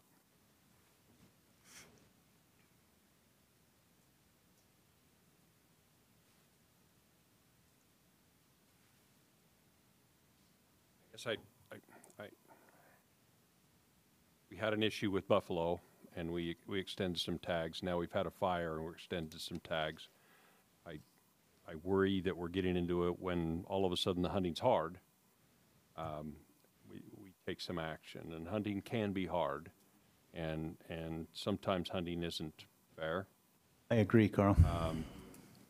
I guess I'm just throwing ideas out there. I haven't come to a consensus of where I stand on this, but I just don't, the The elk rut, in my opinion, was late this year. Should we have extended the archery? I don't want that request. Yes, we should have. So, You're tagging. yeah. No, not just this one time. We should extend the archery all of September, just for you guys that are working on those dates that's on our action log item. We did not choreograph that. I'm just throwing out ideas. I don't know where I stand on this yet. I would say also, just along those same lines, I do think that this has been a tough year. I think the rut, whatever, the drought, you can name all of those things, but I wouldn't be a bit surprised to see some of our other units. The one I know well is the Book Cliffs unit. I wouldn't be a bit surprised to see harvest rates go down, maybe not 20% like this one did, but I do think that the harvest rates are down in the Book Cliffs. And so I would, as Carl said, I would caution us to be very careful when we start. There was a clear reason for the bison last year that was on us. This, a fire is a fire, and we're not going to be able to fix that and then rearrange seasons every time there's a fire or flood or avalanche. And so I think we need to look at this very, very carefully and cautiously before we start making these movements. I agree with that, but this is a lack of access due to the fire, that these people didn't have access to get in where you can in a drought area. So, two different acts of God, that created both these situations. But you look at the numbers, and we need to harvest those cow elk because of what's happened to the habitat now. So we need to get those elk harvested. The numbers of 16 and 3 or 8 are very low numbers. But, like I said, but really, that's only 5 and some lower number for the muzzleloader. So they're fewer there. I agree. But these would always be on an incident-by-incident basis, just like the Henry Mountains was with the bison and stuff like that. So I think that it's only fair to give these guys that opportunity to go back out and, attempt to harvest those animals. I don't think that the percentages will change that much overall as to what they were. Wonder how the late season, the ones that had put in and drawn that late season tag, I wonder how they feel about putting 5 more hunters on their season after they drawn that tag. Probably a lot better than having the early season. Yeah, and this is no ordinary fire where it just burned up one canyon. I mean, it's massive, and a lot of road closures, a lot of access issues. Yeah, I think we share a lot of the same concerns that we don't want to set a precedent here, that every time there's a fire, we're making special accommodations.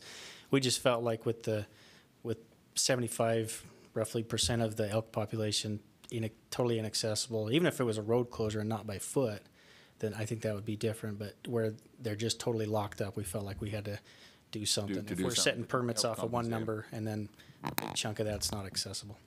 So. All right, any additional comments or discussion? I'll entertain a motion. I will make a motion to approve as presented by Rusty. I'll second that.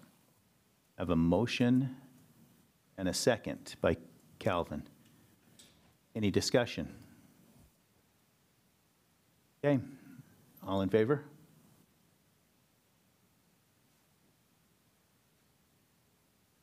Opposed? It passes unanimously. Thank you. Thank you. I just think it's a precedence that we don't want to set. So. All right, Stacy, you're up. Yeah, the next one will be a different situation.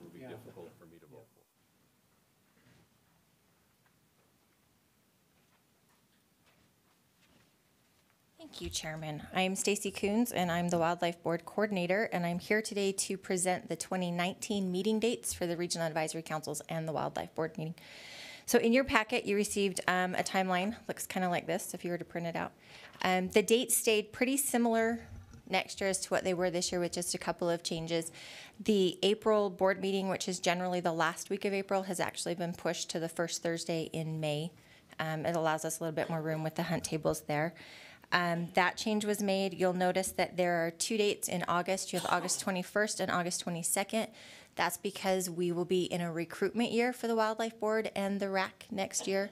So that will be our new board member training will be held on the 21st, and then the board meeting would be on the 22nd. So similar to what we did last year. Then the other change is actually with this meeting for next year. We wanted to move it out of the opener of the muzzleloader, so we moved it back a week, which I understand puts you on the closing date of the muzzleloader, but we tried to weigh the two out, and we decided you'd probably want the opener over the closing. We talked about moving it forward a week, but it's not doable with the conservation permit audit and the September 1st deadline. There's no way we can get that audit put together if we shave 7 more days off of that. So that's the best compromise I could give you on that one, is moving it back 1 more week to the end. The board members get an extension? You know, maybe if there's a fire or someone blocks your road, or I don't know, you get a cold or it rains excessively. I don't know. I'm sure we can come up with something. So that's the only major date changes for next year. Stacy, what the meeting in May, putting it back, or April, that's usually April, that's when we set season dates, which means that we have our big game draw results. Does that affect our big game draw results by moving that back a week? No, it was actually requested to be able to move it back by both the licensing section and the wildlife section. They needed more time on the front end to do that prep before the board. And historically, we have had it the first part of May for quite a few years. And then the past couple of years, there were different, the bomb came along where we did our big meeting for all of the division, and we had a few other things. And then the calendar itself shifted it forward a week. So we're now just putting it back to where we prefer to have it. So, and while I have the microphone, just a few dates to be aware of. We are going to be recruiting for the Wildlife Board Nominating Committee, which is the governor's appointed committee that selects all of you for the Wildlife Board. We'll be accepting those applications through the governor's website until November 15th. So there are some vacancies on that committee we're trying to fill. And then we will be recruiting for 3 of your seats next year, and that application will open February 1st, and we'll take applications until March 15th. And then we'll start the process so that the new board members would be in place by the August 21st meeting. 3, yes. 2 of us are going off, and then the other one we're kicking off. It was time. It's time for all 3 of us. You got an extra year.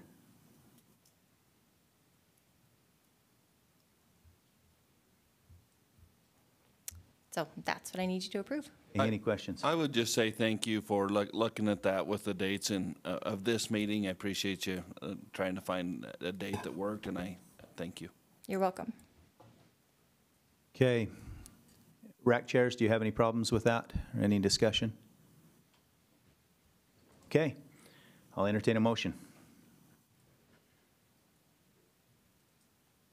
Recommend that we approve as presented. Okay, I have a motion. Second from Kevin. All in favor? Unanimous. Thank you. Thank you. All right, Greg, you're up.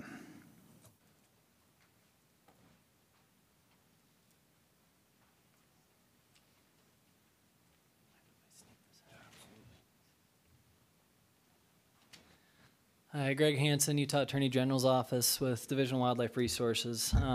I'm here today to present a motion that was submitted on behalf of Troy Butler to correct a decision and order from a 2005 wildlife license suspension proceeding. I discussed this with Mr. Butler's attorney, and he has decided not to attend the hearing today.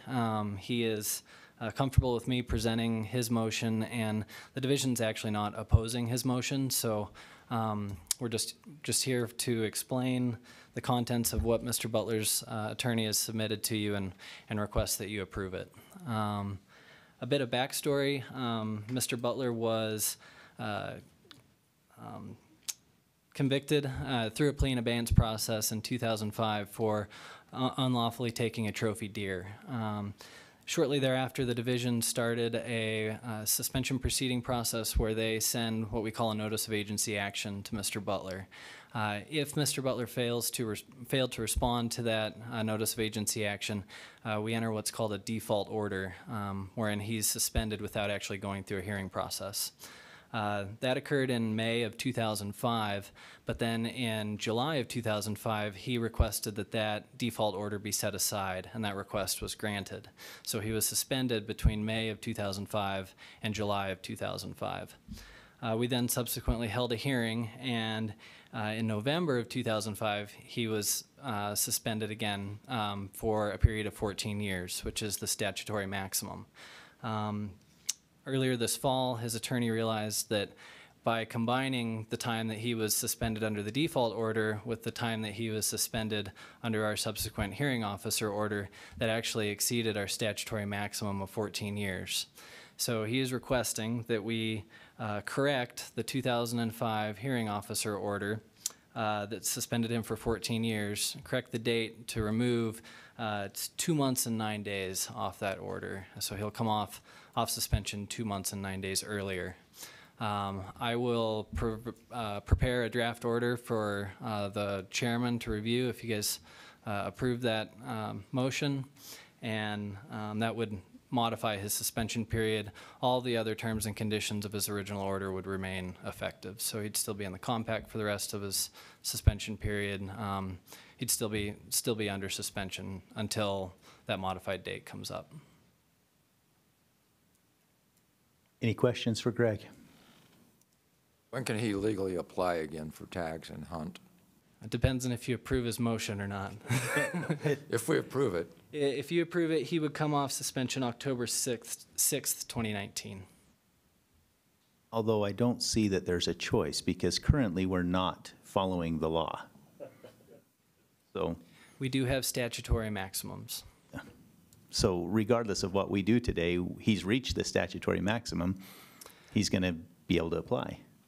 We are currently in a bit of a pickle. Yeah, yeah. So let's get out of that pickle. I'll entertain a motion to get out of that pickle. Like the motion that. Okay. That we grant that request as given by our Assistant Attorney General. Okay. A second from Donnie. All in favor? Okay, it's unanimous. Thank you. Thank you, Greg. Appreciate it. Okay, we have come to the end of the action items. Other business? Is there any other business that we need to conduct? I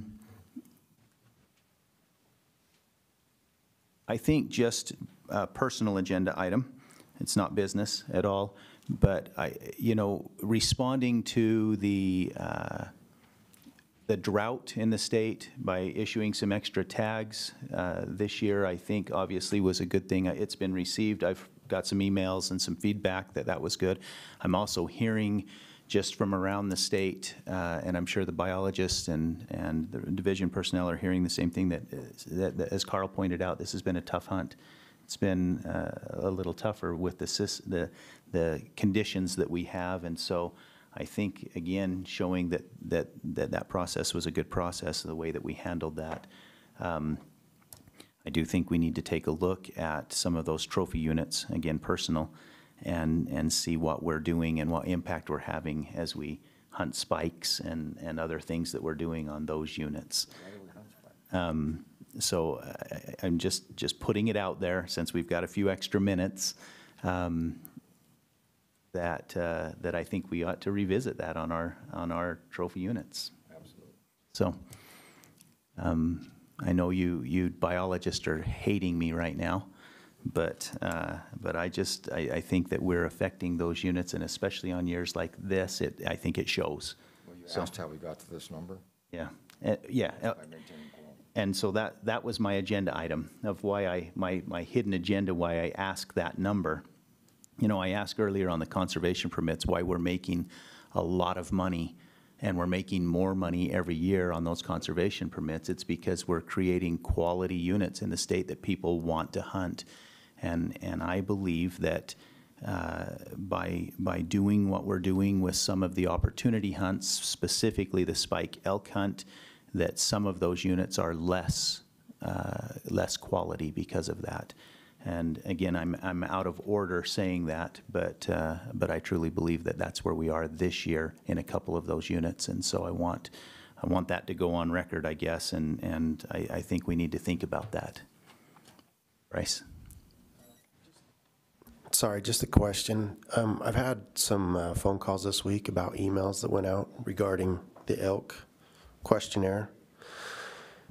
I haven't seen that. Is there any way that, like, at least the RAC chairs can get those surveys so when we get questioned about that, we have an idea what they're talking about? That's a great idea. Because it's hard to say I have no idea what you're talking about. Yeah. So, and they've had comments on it both ways, but you know, somebody might interpret that question two different ways. So it'd be nice just to know what they're talking Stacey, about. who do we talk about, or who do we talk to about getting a copy of those surveys when they're sent out so we know how to answer those as part of this public process? Covy. I'm embarrassed right now because I actually told Byron I'd get him a copy of that. So I can get the RAC chairs and the Wildlife Board copies of that survey. Yeah. So. Thank you, Covy. Sorry, one other follow-up. How many people did that go to? Who did it go to? So this is really interesting. I don't want to get into all the details, but it's randomized, and it goes to the one that's asking about elk goes to elk hunters. And the other one that's asking about limited entry, or once in a lifetime, went to all those who have put in an application for once in a lifetime hunts. When we look at that, we need to send it out randomly to get a response from 12 to, what we strive for is 12 to 1,500 people. And there's good science behind that. If you get more than that, everything becomes significant. And if you get less, too far below that, then you don't know what is significant. So when you're asking a question, if you look at some of the national polls, Gallup and some of those others, they, even for president, strive for 12 to 1,500 at a max answers because if not, you can't tell what the answers are. This one's super interesting, just to take one more second, in that it appears, and I'll present this to the Wildlife Board when I present the data, that a portion of the forum started to share the link. And so some of the responses that we started to get were, especially the archery hunters, super organized, started to share the link. And we can distinguish between those we sent the survey to and those who just went in and filled out the survey. And when we do that and pull it back out, it completely changes the results of the survey. So it's very interesting. There's science behind it. We sent it out to enough people to know how the average hunter feels. That's the goal. I would can't be skewed. What you're saying. We know, yeah. We pull that data back out, and when I present it, I'll present it with both, just to show the board what can happen and why we survey the way we do. Another question is, I would feel a lot more comfortable if the Wildlife Board was to review that before it got sent out. You know, there's lots of ways to asking questions, and I just think it's important, you know, if you're going for this. We've discussed that before, Bryce, and I appreciate that because that's been a big discussion in the past. You know, when you're surveying, you can certainly lead a question. The problem is that we aren't experts either at survey, and there are people who are statisticians and the division uses to try and word those surveys appropriately, and we have our opinions, but we're not those statisticians, and so we may not be the best qualified people to decide how a survey is worded. Okay. You know, from you know, just back to surveys, from a study standpoint, which I spend, you know, every day of my career making decisions based on studies. It's very, very tricky business, and the statistics involved and the way that studies are carried out can substantially, and that's what Covy was pointing out just a minute ago, it can substantially change the the information that we gather that we think is important information. And so if they gave it to us first and we added it around and had our personal bias on those questions, we may not get the answers that we think we're. Yeah, well, the same can be said on the other side of the Except for they table. have people that are statisticians that are wording those questions in ways that are, you know, why you'd want to study statistics for 8 years of your life, I don't know, but that's who they have doing that. So I agree with what you're saying. It's we look at those questions and say, well, that's obviously a leading question, and no matter what I answer here, we're all going to hunt spike elk. That's a pause for effect right there. But they do a good job, except for with that one item. They've done a really good job with those surveys. Byron? No, I agree with everything you said. Okay. I just wondered what the comment was about the spike elk. We should stop hunting them. I agree. Okay. All right. Any additional? All right. Oh, Stacy and Lindy both are waving at us.